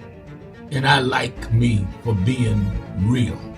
So I'm doing this video to say to you, whoever you are, and whatever you do, you may not be in ministry or social justice, none of this stuff, but don't live your life worried about opposition or people that don't like you. You can turn that around. Use me as an example. The same people that call me a scam artist, a con artist, a sellout, or racial hustler and all, I kept going. And the people I respected started respecting and publicly embracing my work. When Coretta Scott King, the widow of Dr. Martin Luther King Jr., had this to say about Al Sharpton. A leader who has protested injustice with a passionate, unrelenting commitment to nonviolent action in the spirit and tradition of Martin Luther King Jr. And I am talking about your leader, our leader, the Reverend Al Sharpton. The other thing that hasn't changed is the National Action Network's commitment to fight injustice and inequality here in New York City and across America. And that's not only a testament to Reverend Sharpton, it's a testament to all of you who are here tonight. First and foremost, to Reverend Sharpton. I saw him when he first came on the scene, and I have marveled at his tenacity, at the development of his intellect, and his devotion to our movement, and much he has contributed to the world we are experiencing. I am honored, and I must say that when I had my debate with Dr. King on the issue of the church and religion, he didn't warn me that after his departure, his space would be filled by another preacher, and that preacher would be Al Sharpton. All you want in life is people that matter to you to say you did all right. And more important, that you can look in the mirror and say you did all right. Thank you, Rev. Thanks for that introduction. Look, we've known each other for a long time. I'm grateful not only for your leadership and partnership, but quite frankly, more importantly, for your friendship. And thanks to all of you, members of our nation's most important civil rights organization.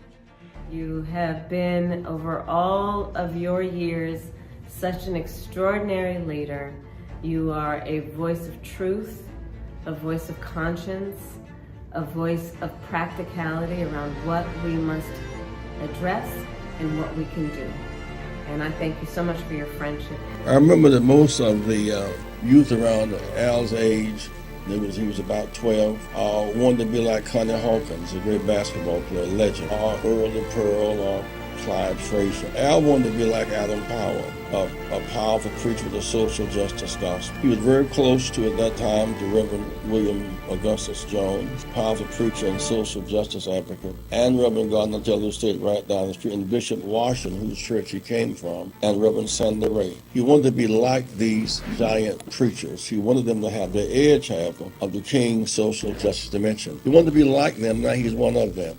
Perhaps taller than most of them because of the risks he has taken and the reward God has given him with his gift. I remember so well that I first escorted him to jail. He was around 13 years old with the jail fighting the ANP. He was in the lineage of our struggle. He grew up in it. We didn't just see him on TV one night. He didn't happen. He came bottom up, not top down.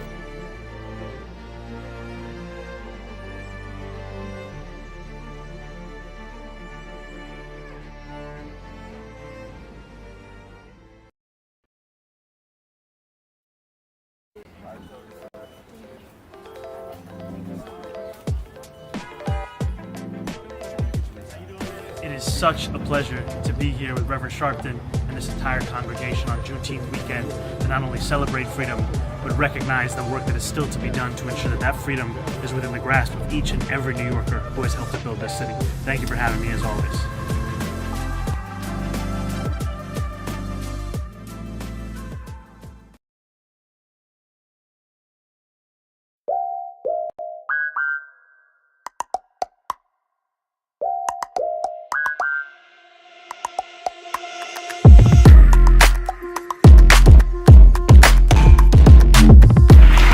Is a house of justice.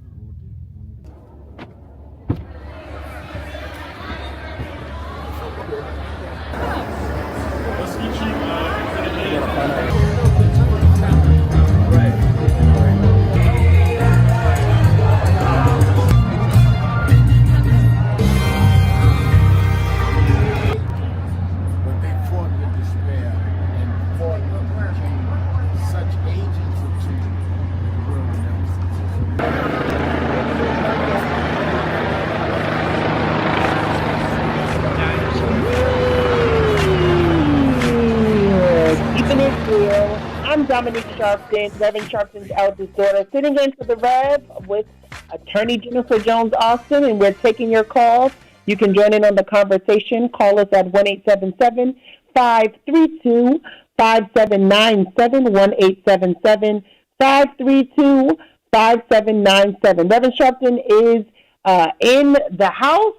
We are actually coming to you live from Washington, D.C., where we are here on the eve of the March on Washington, where on tomorrow we will be joining many people here in Washington, D.C. Leaders from all over the country will convene with organizations in labor, education, and healthcare, and so many other groups will be joining us to stand up to defend the vote. And I was talking with Attorney Jennifer Jones Austin before the break about some of these things that we are dealing with as it relates to voting, and people are asking, well, why is it so serious? Why are y'all talking about this stuff now? Well, we're not talking about a tiny group of people. Nearly 100 million mail ballots, Sister Jennifer, were handled by the Postal Service during the 2024 election. 100 million, okay? 100 million. That is not something that we are taking or should be taken lightly, right? This is a serious matter. It's a serious issue. And if we're talking about, and Sister Jennifer Jones Austin is going to be calling back. She got disconnected, so we're trying to get her back on the phone with us. But if we're talking about 100 million people, and we're talking about how in any given moment, wherever we are in the country, we can, have some type of issue as it relates to voting, as it relates to how we are actually being able to cast our vote, cast our ballot. And when we're talking about, well, it's time to vote again, and who we going to vote for, and who's speaking to our issues, what candidates are speaking to us, and what candidates are going to help us get out of all of this stuff that we find, ourselves dealing with today, right, because of what happened and how we cast our vote, some of us, in 2024, right? But I think about, 100 million people who cast their votes via mail-in ballot, and how that's now being challenged. That's not a small number. It's significant, pretty significant.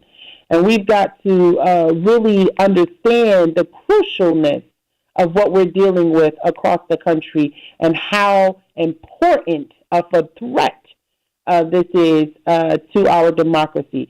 And so we want to hear from you, obviously, and Reverend Sharpton is going to be joining us. He's already hit the ground running in Washington, D.C. We've got Attorney Jennifer Jones Austin on with us as it's Policy Thursday. but want to hear from you. Let's go back to the phones. Let's talk with Percy. Percy's listening to us from Detroit. Percy, you're keeping it real. Good afternoon. Okay. Yeah.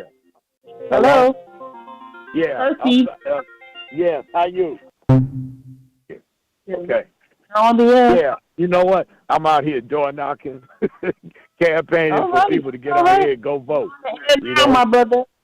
And I just gave a flyer with somebody, one of these home care workers that are in our state that we organize, and so they can be civically aware of who they need to be voting for that's putting funding in the health care budget and who's not.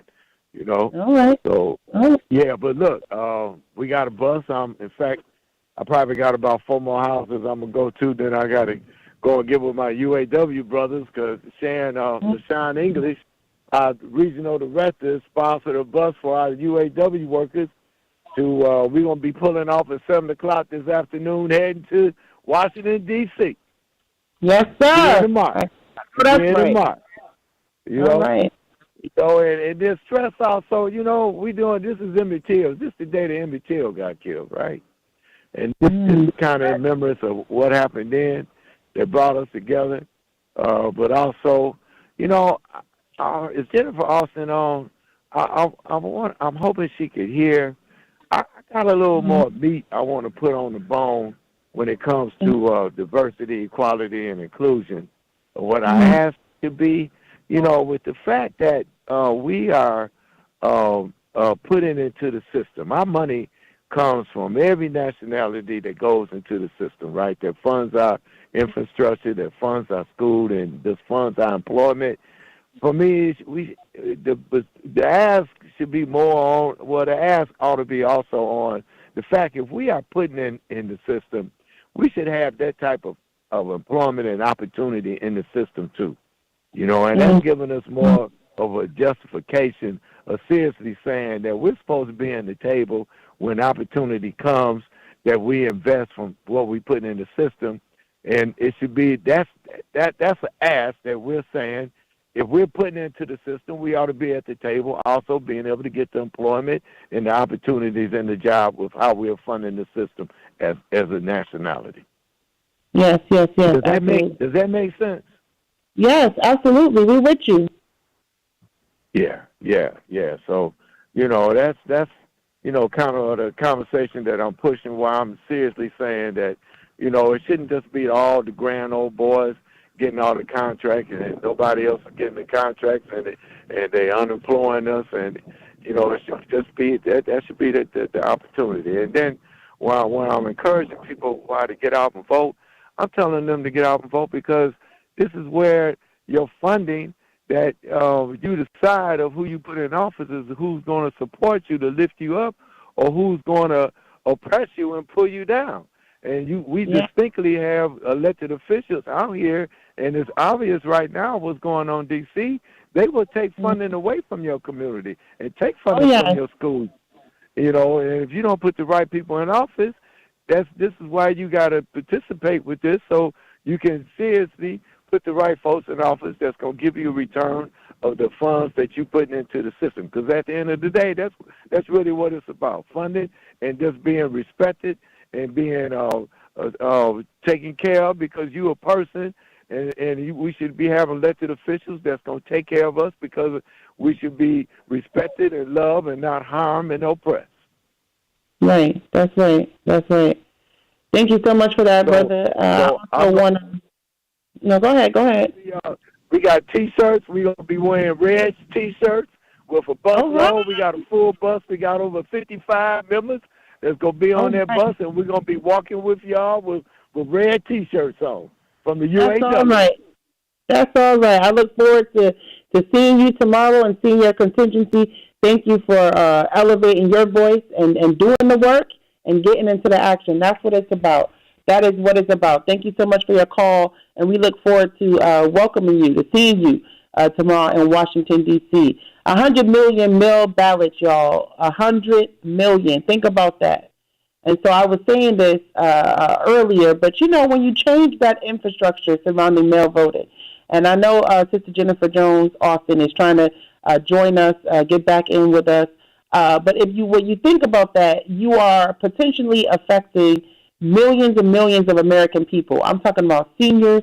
We're talking about people with disabilities. We're talking about military families, people who work, long hours, people who are traveling.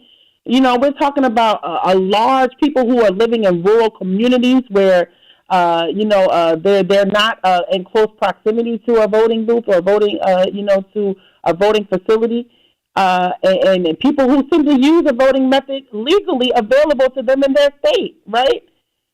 And so I really want us to be careful here because election security matters. Of course it matters, right? We should want accurate voter rolls. So that's not what we're talking about here. We should want secure elections. That's not what we're talking about here. We should want Americans to trust election results. That's not what we're talking about here. But security and I feel accessibility don't have to be enemies. I feel like, we should be capable of doing both. And I feel like the question is, whether these particular policies accomplish that or really create additional barriers, if you think about it, right? I mean, that's what the courts are now being asked to decide. And I think that's why tomorrow's march is simply just not happening in a vacuum. Think about the timing. Think about how we're approaching this national election. Think about how states are preparing ballots. Think about how election administrators, right, are preparing systems. Voters are trying to understand these rules, not create confusion and not create other problems. I hear the music playing. We're going to take this break. We'll be right back with more of you on the phones, 1-877-532-5797, 1-877-532-5797. We'll be back with more of Keeping It Real with Sharpton. We'll be right back. Keeping It Real.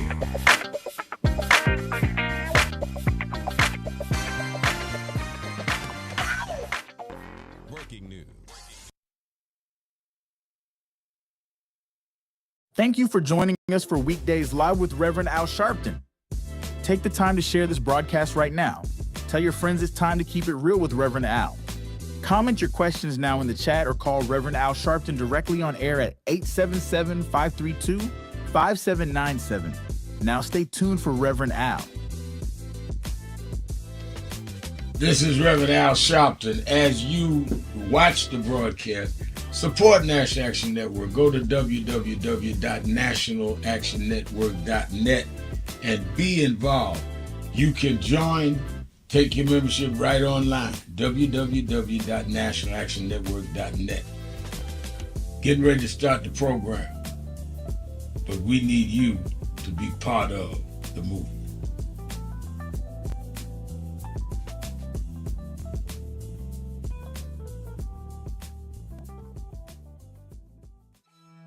Marching doesn't solve a problem. Marching exposes a problem. But if somebody don't expose the problem, then nobody gonna solve a problem that you haven't forced them to deal with.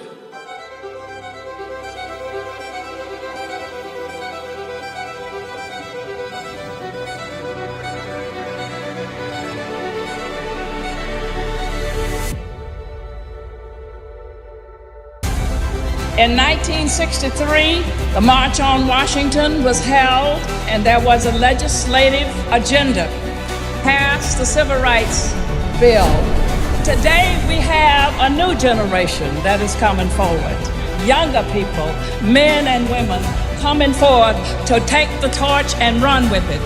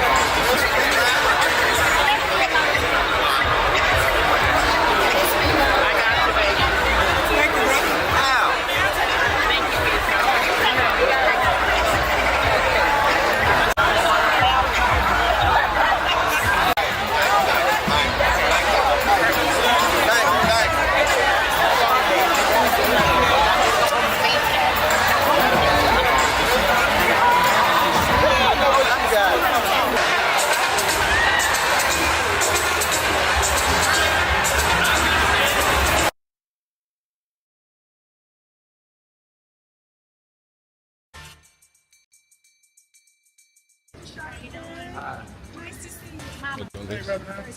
you doing, sir? All right.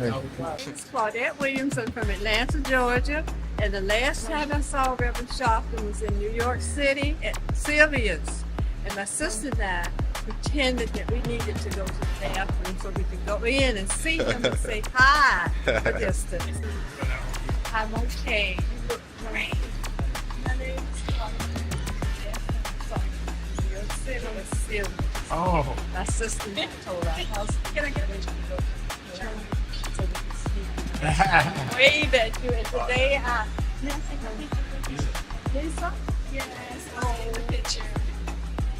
We're her children. Thank you all. Reverend, it's really great to meet you. And were you in? It's an honor to meet you. Okay, come take a seat. Thank you. Meet you back here right quick while you momentum.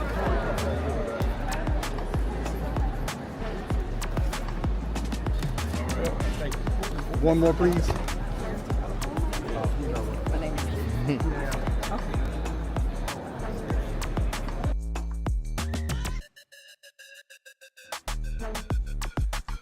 Thank you, sir. Silly fool. How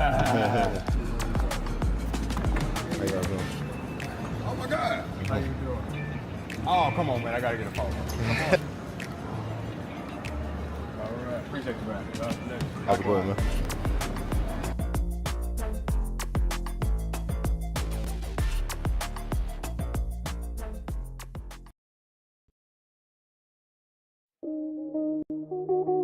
It is really a intersection of both emotions, because when I was 11 or 12 years old, so I watched the news a lot and I became enthralled with the image of Adam Clayton Powell. I was around 11 and I convinced my mother to let me come up to this church to see Adam Clayton Powell. And in those days, people in Brooklyn used to say it's dangerous to go to Harlem. And folk in Harlem say it's dangerous to go to Brooklyn. Now, to 135th Street, and I came, sat right back there, and Adam Clayton Powell walked down this platform. And I remember after the church, in those days, Johnson, the pastor's study was right inside with the plexiglass, and I knocked on the door and I told the secretary I wanted to meet Reverend Powell. She looked down this little 11-year-old boy. She said, really?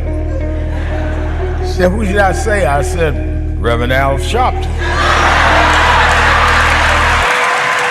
That calming dignity means we're gonna walk side by side with you or through you.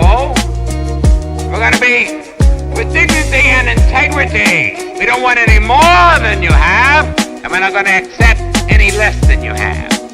That's my thought.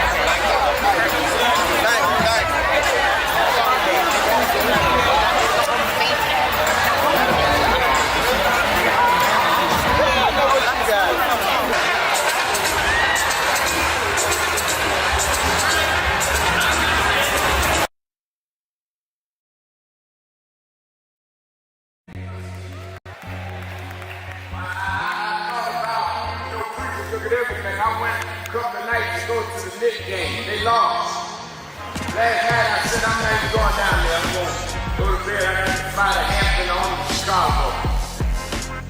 And by halftime I said, Man, they ain't gonna win this game. They down 29 points.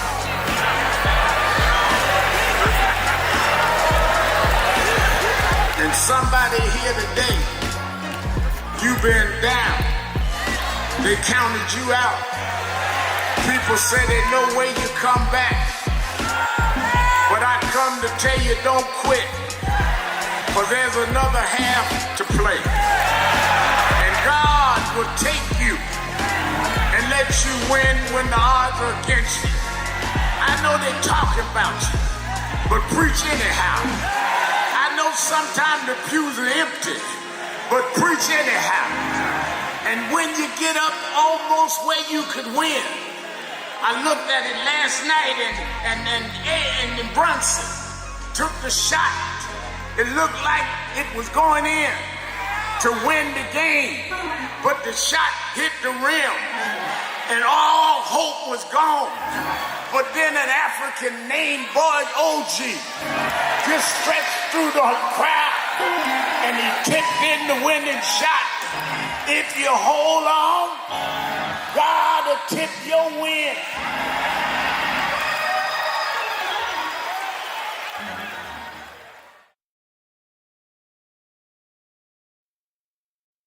Oh, Sharpton.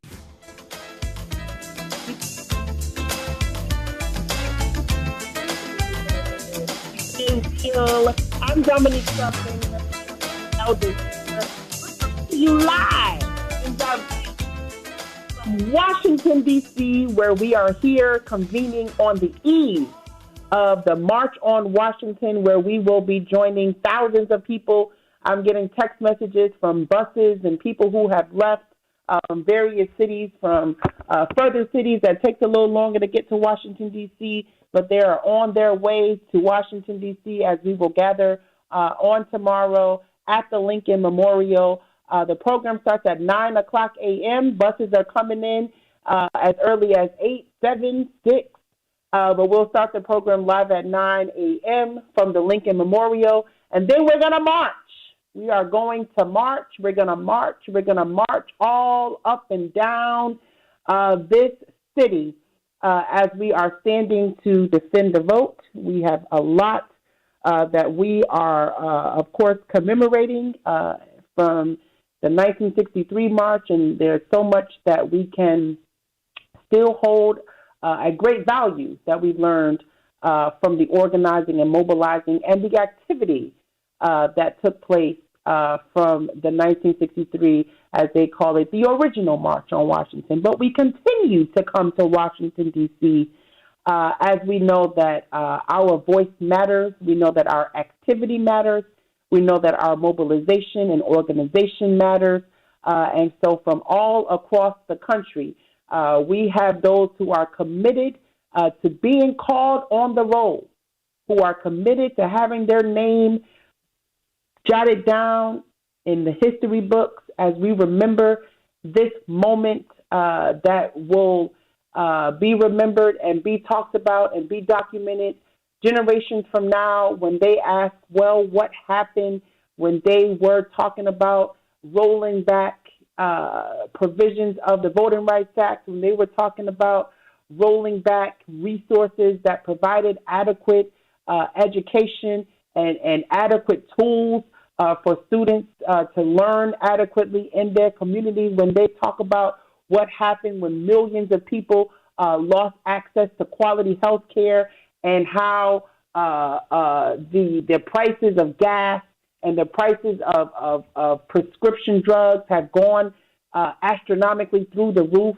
Where were you? Where was great-granddad? Where was grandma? Where was great-great-auntie when all of this was happening? I don't know about you, but I want to be on that roll. I want them to say Dominique Sharpton stood up with the coalition of activists and leaders from all over the country to stand up to defend the rights that we so vehemently fought to progress. I want them to call my name and jot my name down on the roll as I was there. I was involved. I was committed. I was active in the fight for justice and equality. And I want you to also understand that in this moment, as you also define what does defend the vote mean to you, right? Does it mean protecting the ballot access? Does it mean strengthening election security that we talked about? Does it mean both? And even a harder question, do you trust America's election system? Because if the answer is no, I want to know why, okay? I want to know what this has on you, how it affects you, how it affects your well-being, your family. You're right. We're taking your calls all over the country, 1-877-532-5797,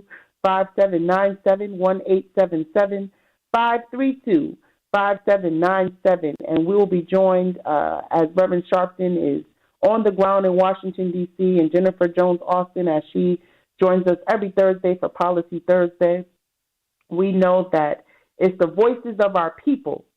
And in this moment, great leaders, okay? Great leaders are going to be involved in great activity. And so we definitely want to keep, obviously, Reverend Sharpton in our prayers as he continues this work. But all of us, as we are traveling to do this work, as we are traveling to elevate our voice, as we're traveling to really strengthen the coalition from wherever we're coming from, we know that this moment is very valuable to the future generations of our struggle and for our people. And so we come in this moment not to only commemorate, but to elevate and to mobilize and to organize and to make that commitment that we too are going to stand in the gap. We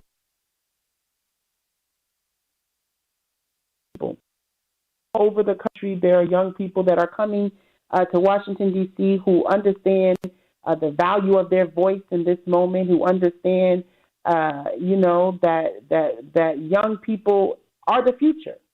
And we've got to include them and involve them, because this all will depend on them, on how they carry it forward. All of the things that we're working and fighting for. And this one interests me because, if tomorrow is supposed to be about the future of the movement, we have to talk about the generation that's actually going to inherit it, right? The young people. There was a reporting even today that was raising an interesting question about tomorrow's march. And it said, can a civil rights mobilization built around voting rights connect with younger Black Americans whose immediate concerns may be much more economic? I was talking with Ray earlier about this. And I think that that's a very legitimate question because, we can't keep saying, why aren't young people showing up? We know that they're showing up. We know that they're here. They're involved, But we have to also ask, have we given them something that speaks to the lives that they're actually living? And I don't like it when people talk about young voters like they're children who need a lecture. You better vote. You don't know what people sacrifice. You young people don't understand. Okay, they should understand the history, absolutely. But after you've finished telling a 23-year-old, right, that people die for their right to vote, that 23-year-old may turn around and say, okay, but I have a college degree, right, and I can't find a job that lets me afford an apartment. Now what? They're worried about rent and student debt and jobs and health care, whether they'll ever own a house, whether Social Security will exist for them, whether they'll make more money than their parents, right? And they're watching politicians literally fight every day while their own lives still feel economically uncertain. That's what we're dealing with today. And so maybe disengagement isn't always apathy, right? Sometimes it's disillusionment. There is a difference. And here's where I think also that civil rights organizations have work to do too, because we have to translate this. Don't simply tell a young person voting rights matter. We have to show them your vote affects who determines your rent policy. Your vote affects minimum wage. It affects reproductive policy, public education, right? Student loan policy, criminal justice, transportation, you name it. Your vote affects whether your community gets resources. Your vote affects who becomes judges. Your vote affects the people who are making decisions about AI, right? And the jobs that may or may not exist 10 years from now. And I think that's very different. That's what connecting democracy to life is, right? Because if politics feels like something happening on cable news between politicians who are just screaming at one another, then why would a 21-year-old feel connected to it? Why would they? And I'm going to say something else. Intergenerational movements require intergenerational respect, okay? Young people have to respect what came before them, but also the older generations also have to respect the fact that younger people may organize differently, and that's okay. That's okay. They may communicate differently. They may distrust institutions differently. They may identify leaders differently. They may look different to them. Okay, their movements may begin on TikTok or Instagram instead of in a church basement. That's okay, but they can't forget that.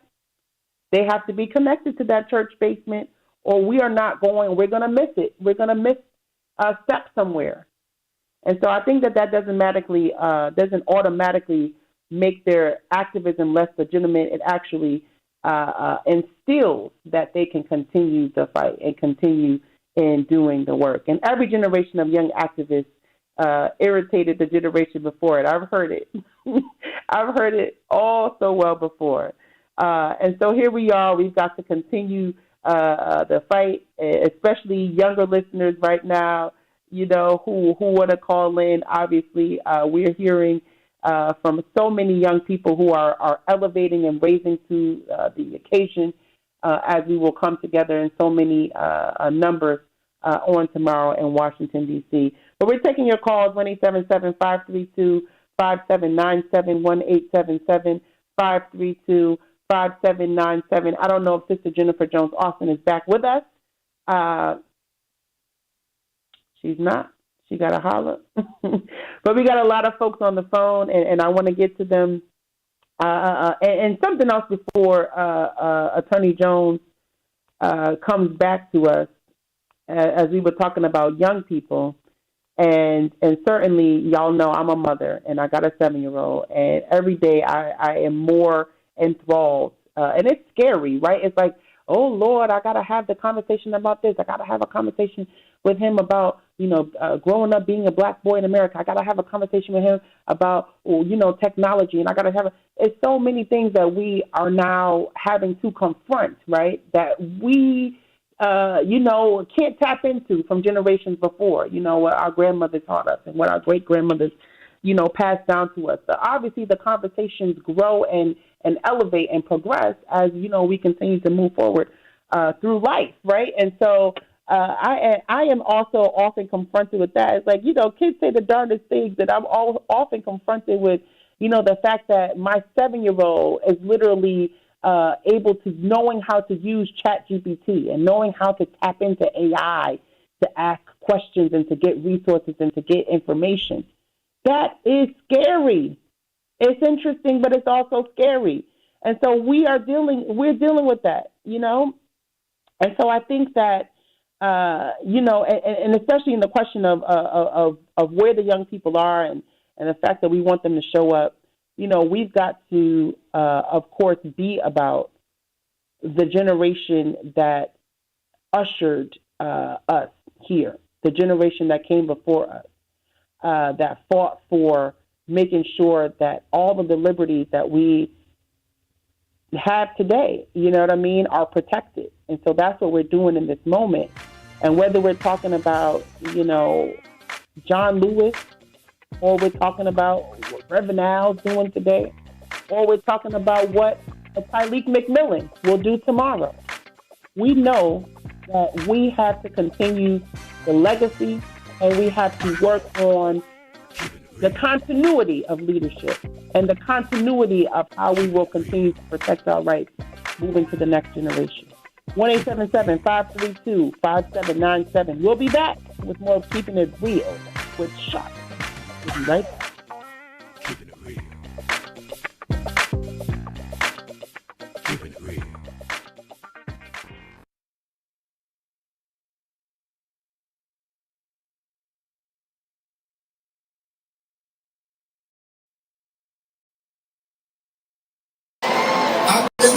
Blessings Festival since 1995.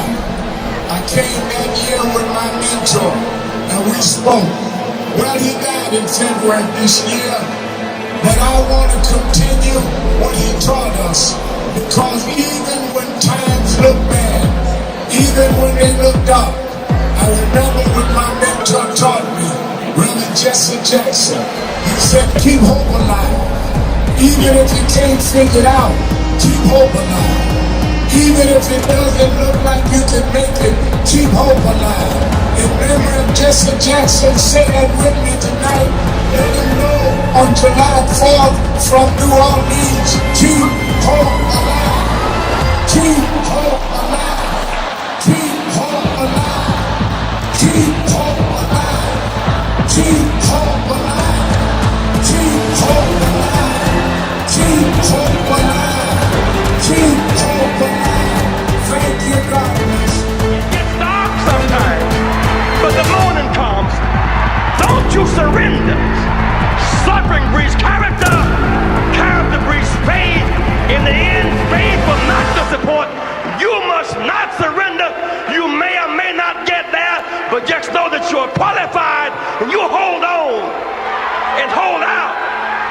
We must never surrender. America will get better and better. Keep hope alive. Keep hope alive. Keep hope alive. On tomorrow night and beyond. Keep hope alive. I love you very much.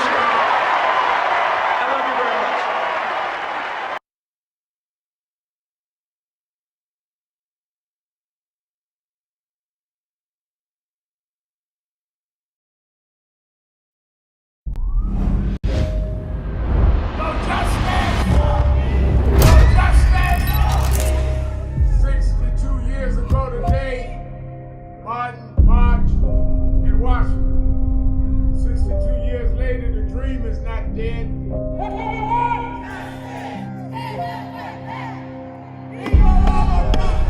I'm here because I must be here.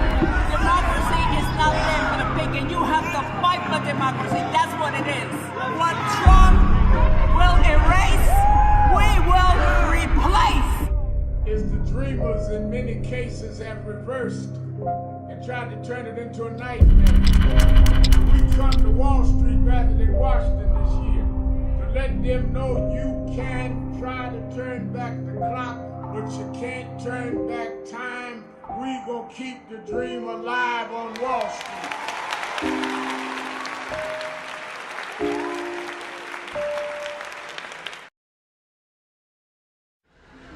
The only thing that will matter 2 minutes after you gone is what you did for more than yourself.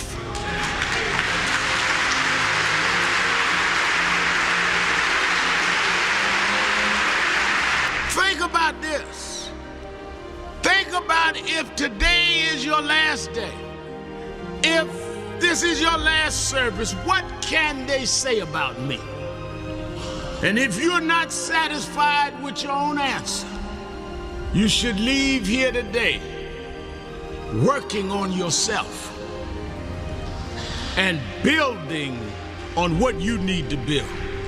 Because God is here, He's available to you if you but use what He's giving you to be more than self-indulgent.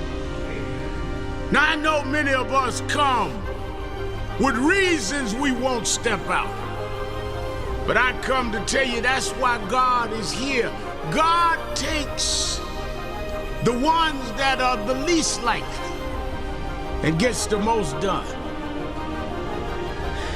As I have seen in my life, people that were the unexpected and rejected are the ones that end up the greatest. So don't let whatever mistakes or whatever things that may be in your past hold you back. God is not trapped in your past. God is there for your future.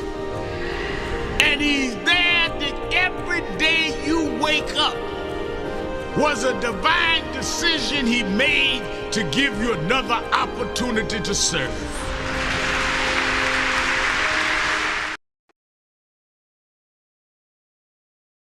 I remember I was 12 years old.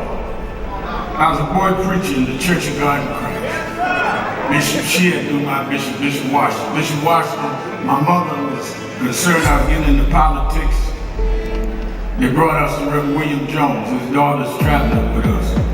And Reverend Jones introduced me to Jesse Jackson. I became his youth director in New York at 13. I liked Reverend Jackson because he was a little hipper than the older preachers. He was 27, I was 13 by the time I became youth director. So he was like a father figure to me. When I got about 40, he said, quit calling me father, call me big brother. We went to the car center, and James Meeks and Jesse Jr. and I had dinner with him that night. And that's where he said to us, Al, Meeks, Jesse Jr., y'all are my disciples. And we said, disciples? And for years we joked each other. I'd come in the room and Junior say, here's disciple number one. But discipleship meant you carried forth the vision. The next day, he took me on the ferry to Goree Island, Mrs. Jackson. On Goree Island, he showed me where the slave camps were. And I will never forget, he said, Al, you see what that artifact is? I said, what's that? He said, they call it the door of no return. When you go through that door, you either made it to America to slavery, or you died in the Atlantic. The door of no return. But I talked to him about 3 years ago, and I reminded him, I said, remember when you brought me to the door of no return? He said, yeah. I said, well, we did return. We returned the President of the United States, Barack Obama. We returned the Vice President, Kamala Harris. We returned with businessmen. They thought they sent us as slaves.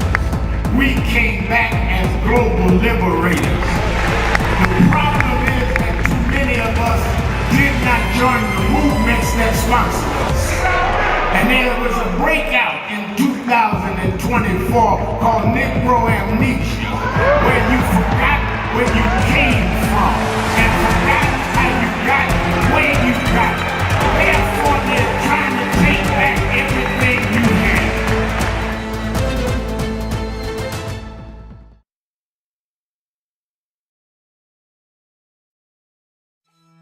Marching doesn't solve a problem. Marching exposes a problem. But if somebody don't expose the problem, then nobody gonna solve a problem that you haven't forced them to deal with.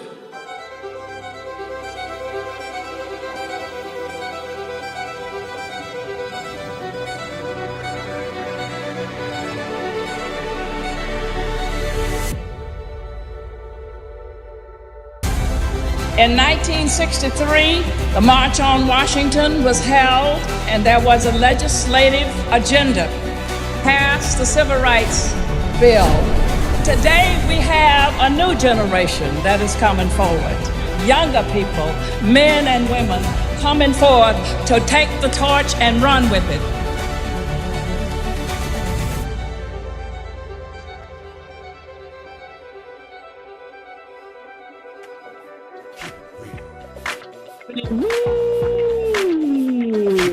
Keeping it real. Dominique here sitting in for Reverend Sharpton, taking your calls, 1-877-532-5797. We got a lot of folks holding on, so I want to get right back into it and want to also iterate thank you to Evangelist Ramsey, who has been steadfast in making sure to give us updates as they've been leading and continuing on the demonstrations to keep DEI alive against diversity, equity, and inclusion, to keep it alive, to keep it elevated, to keep the pressure on.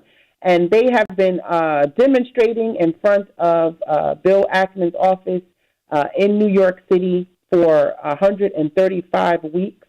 And we have to obviously give credit where credit is due. But for people to demonstrate, remember how long the Montgomery bus boycott was, for people to commit to demonstrate week after week, 135 weeks, chanting when DEI is under attack, what do we do? Stand up, fight back.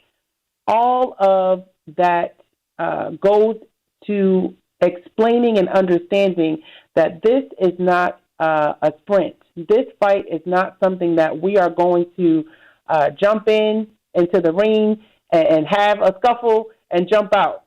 This is a marathon race. This is something that if we are committed and active and engaged and we committed and we're continuing to do the work, we know that we are going to see the fruits of our labor developed within the next generation of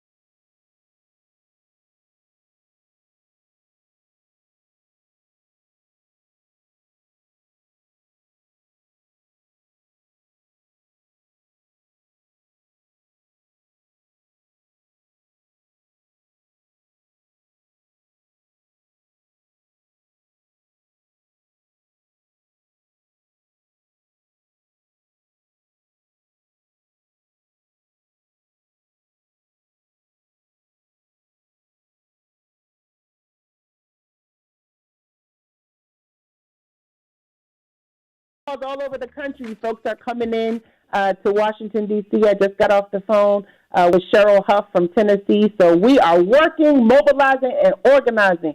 I was going to my brother, Disco Brian. I saw you holding on, listening to us from Philadelphia on WURD. Wanted to elevate and get you into this conversation because we're here in this moment, Disco Brian. We are keeping it real. Yes. Good afternoon.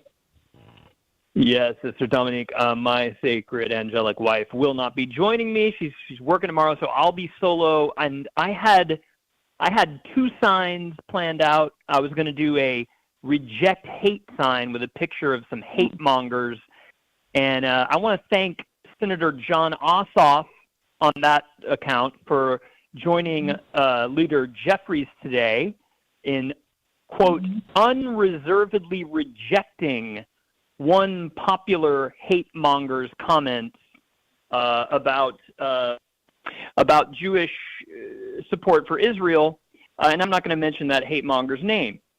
I am still waiting for all the white male Gentile Democratic leaders to join their black, Jewish, and female colleagues, since so far the only Democratic leaders who've denounced that hate monger have been black, Jewish, and female Democrats. So Sheldon Whitehouse, Chris Coons, Mark Kelly, Chris Murphy, Chris Van Hollen, where y'all at? I know, probably not interested in finding out what's going on the radio show of the civil rights leader, but maybe at least pretend to pay attention here. But you know what, Dominique? I decided for the march, I'm going to take your dad's advice. I'm not going to bring a sign that gives more oxygen to a hater. Instead, the only sign I'm bringing is one of positivity. On the front, it's that iconic pic of Whitney receiving a Grammy from Dolly Parton for "I Will Always Love You" with one message underneath. It says, "Spread love." And on the back, it's another iconic pic of Sly Stone, Everyday People, Hot Fun in the Summertime, Sly Stone, wearing that necklace he always wore with the Star of David on it. And that side says Black-Jewish Alliance equals voting rights.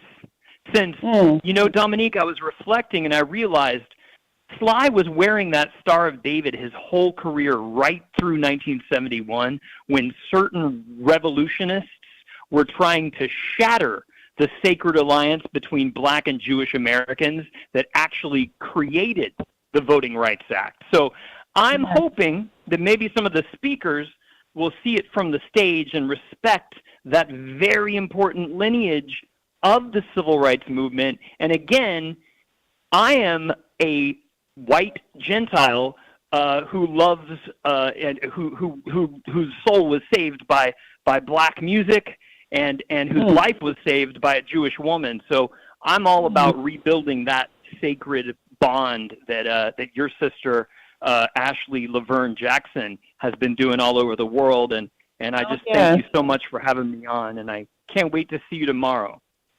I can't wait to see you either. Thank you so much, Disco Brian, for always elevating your voice and speaking where it matters most. Thank you so much for your call.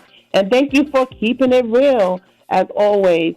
We are here in Washington, D.C., and I am on the brink. Oh, we're going to go take another break. But we still got folks that are holding on, so get your comments in. We're going to get to you.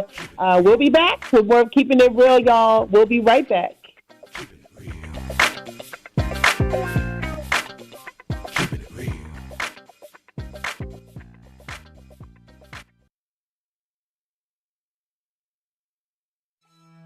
Marching doesn't solve a problem. Marching exposes a problem. But if somebody don't expose the problem, then nobody gonna solve a problem that you haven't forced them to deal with.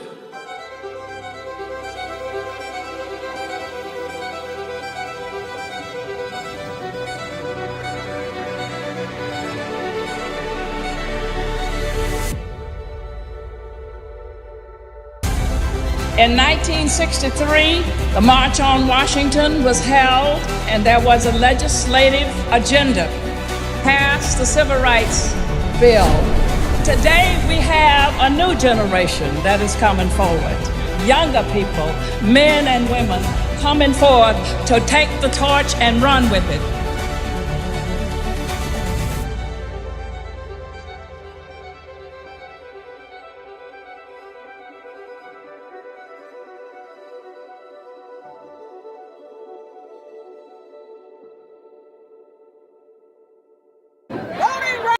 Voting rights.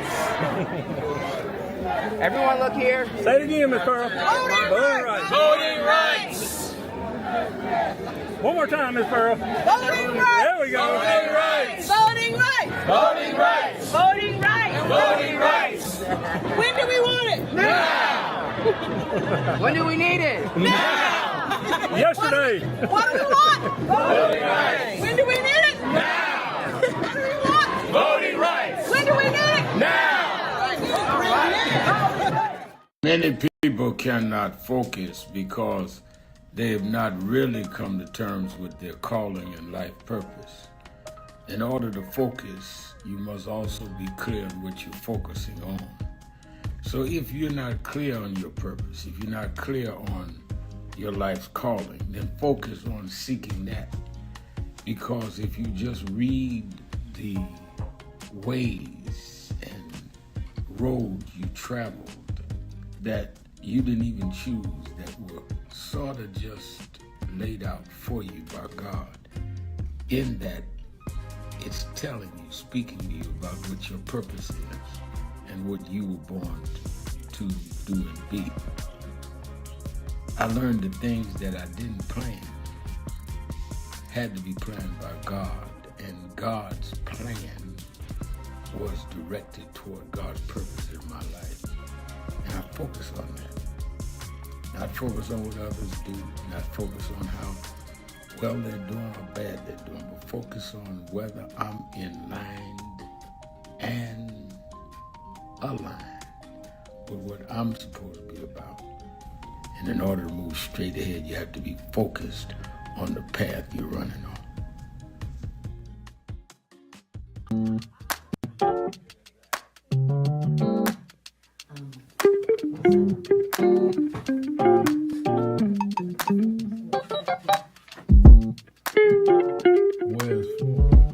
I see I'm in today's New York Times word puzzle,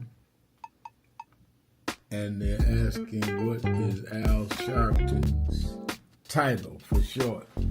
It's Rev. I didn't know everybody knew that. But the people in the New York Times, they didn't call me Rev. They should call me Reverend. No.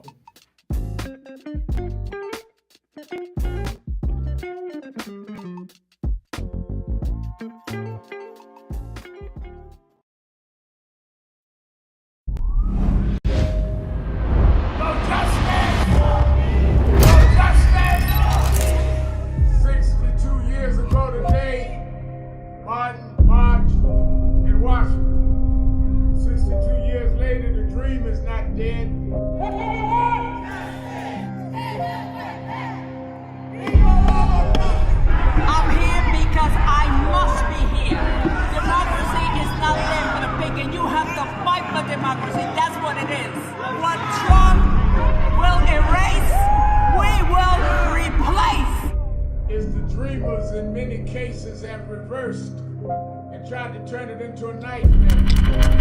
We come to Wall Street rather than Washington this year to let them know you can try to turn back the clock, but you can't turn back time. We gonna keep the dream alive on Wall Street.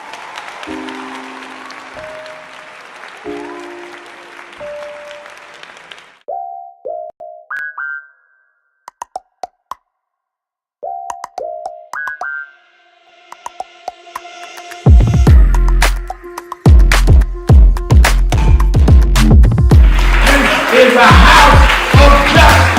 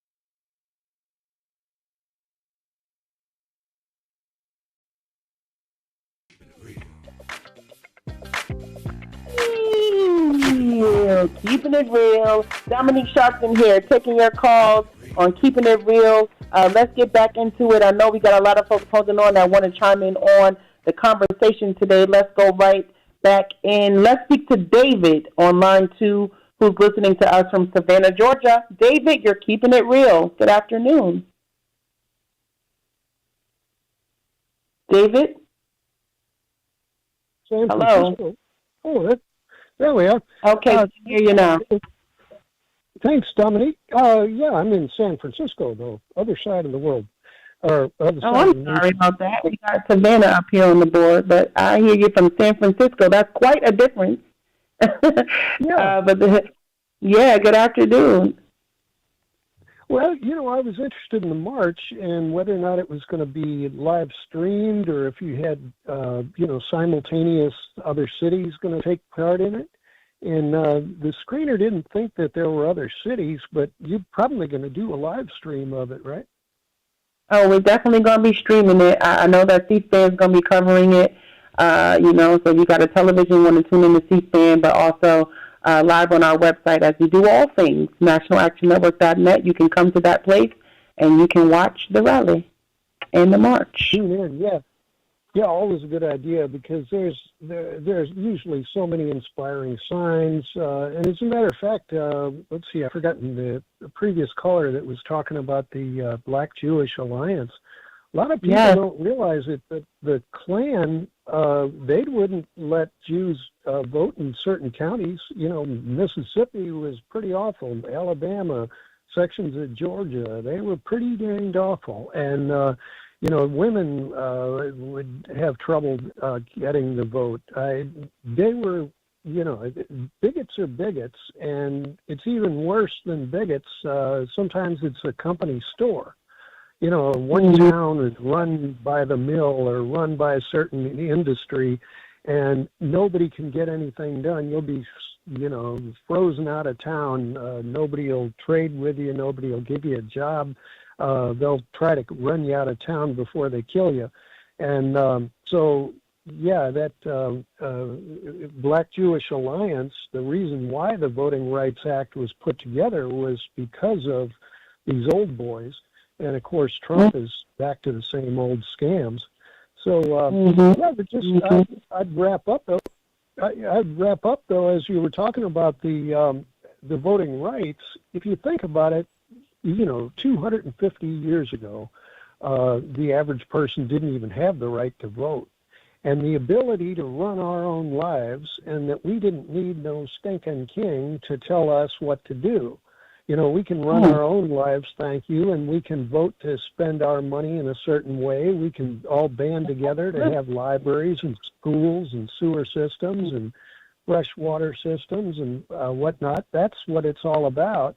And here we have a penthouse boy, and penthouse boy is, I was just reading a piece yesterday that penthouse boy has basically cut the funding for vaccines.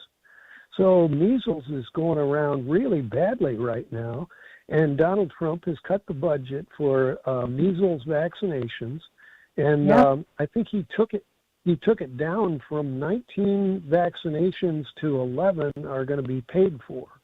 And COVID is actually spreading around right now again, too. And both measles and COVID are spread by breath, by air. And measles is apparently even worse than COVID for being able to catch it. So the guy is pretty clearly trying to get us killed. And then he's going to say that we can't even use our own money to put together protection, that we, the people, can't protect ourselves with our taxes, and that we have to let his old bigots to decide who's going to live or die. So, this Voting Rights Act is a very important thing. Yeah, absolutely. Absolutely. You said a lot there, and thank you for your call. And that's what I want to get at, because you're so on point with that, and I feel like, even with the march tomorrow, and we're talking about, like, well, what happens the day after, right? What happens on August 29th? What happens when we have to really look at, where our liberties are and what we really, really need to accomplish, right? In the next coming days, months, years.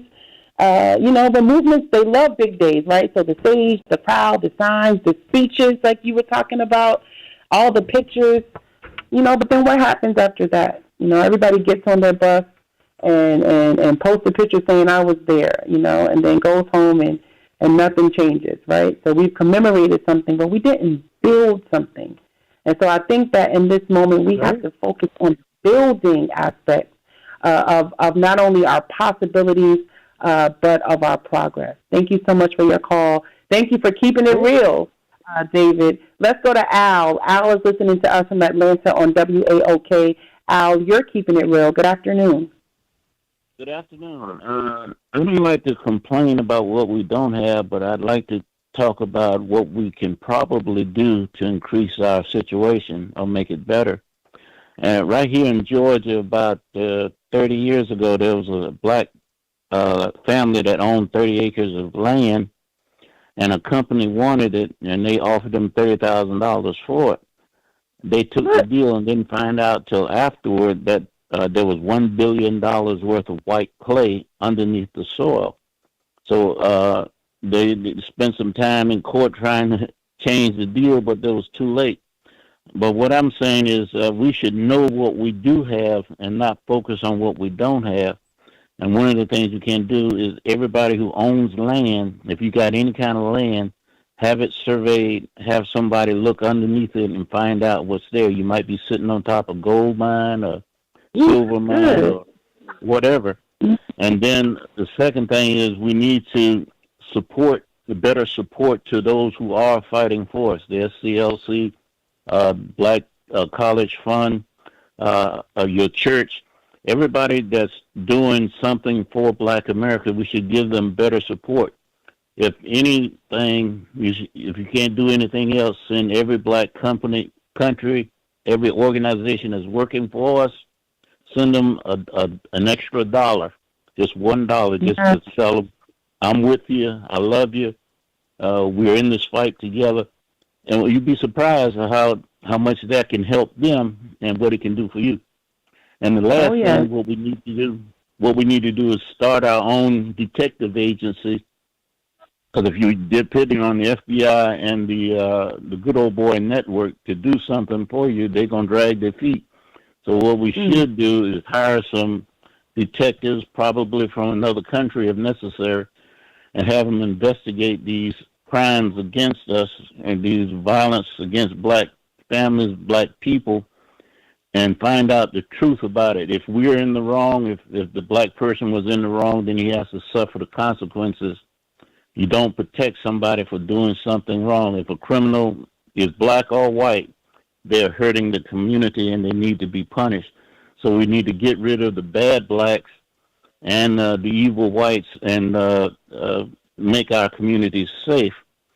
And we need to manage better all the things within our culture. We need to manage our children better. We need to manage our money better. We need to manage how we take care of ourselves better. Healthcare starts with us, and we need to do that and not just look for an excuse not to do what we are supposed to do. And I thank you for listening to me. Thank you so much, and thank you for your call, Brother Al. I see my sister Anita. Anita's on, holding on, hanging in there. Anita, I want to get you in here to keep it real. Anita, listening to us from Chapel Hill. You're keeping it real. Good afternoon, my sister. Anita, are you there? All right. Well, I see Todd is on. Todd, I know you want to talk to Sister Jennifer Jones-Austin. Sister Jennifer had to take another call and leave us, but I know that you are here listening to us from Cleveland. I want to get you in. You're keeping it real. Good afternoon. Do you have Todd? All right. Tell me who this is.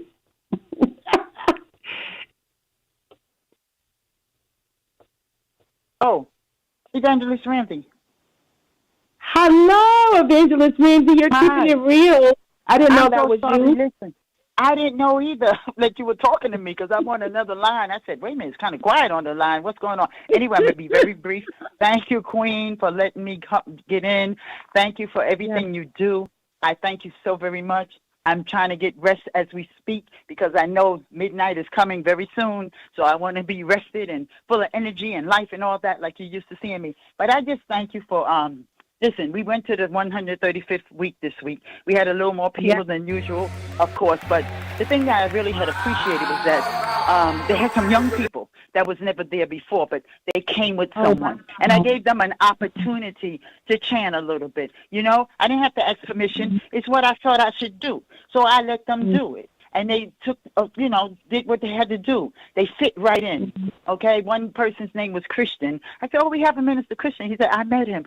So he's Christian. Pastor Hall is his son. Then his son, his son's son was there too. They all named Christian. I said, boy, y'all are full of Christ. I love it. Christian. I said, I was making fun, but I was having fun. I said, I know y'all got with a name like Christian, you got to be full of Christ, right? And they was just, admiring me and stuff. So they'll probably talk about me at another time, probably at the huddle or whatever, how I involved them and kept them active and things like that and made them feel welcome, But my thing is, this, everything you said earlier was so on point. You spoke about a lot. I can't even go over everything you were speaking because I was listening to you for the 39 minutes I was on hold, and I was listening. But, the thing that we have to do, like you said, the younger people have ideas and strategies, and it's fine. And so does the older people because they, like you said, they might have grew up in the churches in the basement, and now things are different because we're in a different time. But the only thing I put that around, like you mentioned, is respect. We have to respect each other. Respect each other's ideas. And that's good because we can learn. Help me teach you. Teach one. We never stop learning from one another. And then the older ones, I'm going to say this about some of them. I'm not speaking to everyone, so I don't want everybody backlashing later on, putting things in the chat. I just want to say with the older ones, right, it's not just that you have all the ideas. Everybody has an idea. We can put your idea, my idea, your idea, and make it work, make it happen, right? But when we start knocking each other, then we're defeating the purpose of why we're fighting together. We're supposed to fight together, not together in unity, not each other.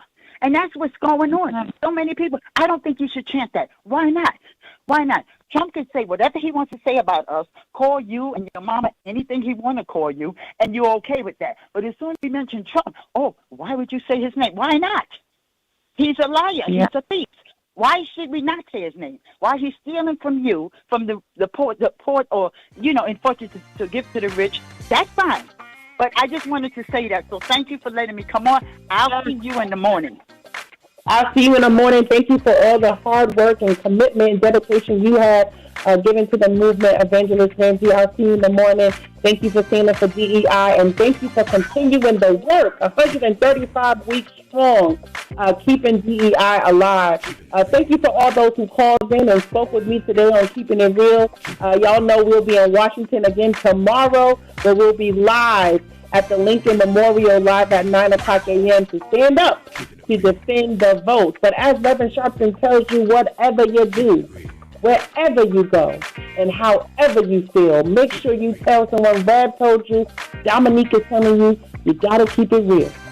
Keep it real.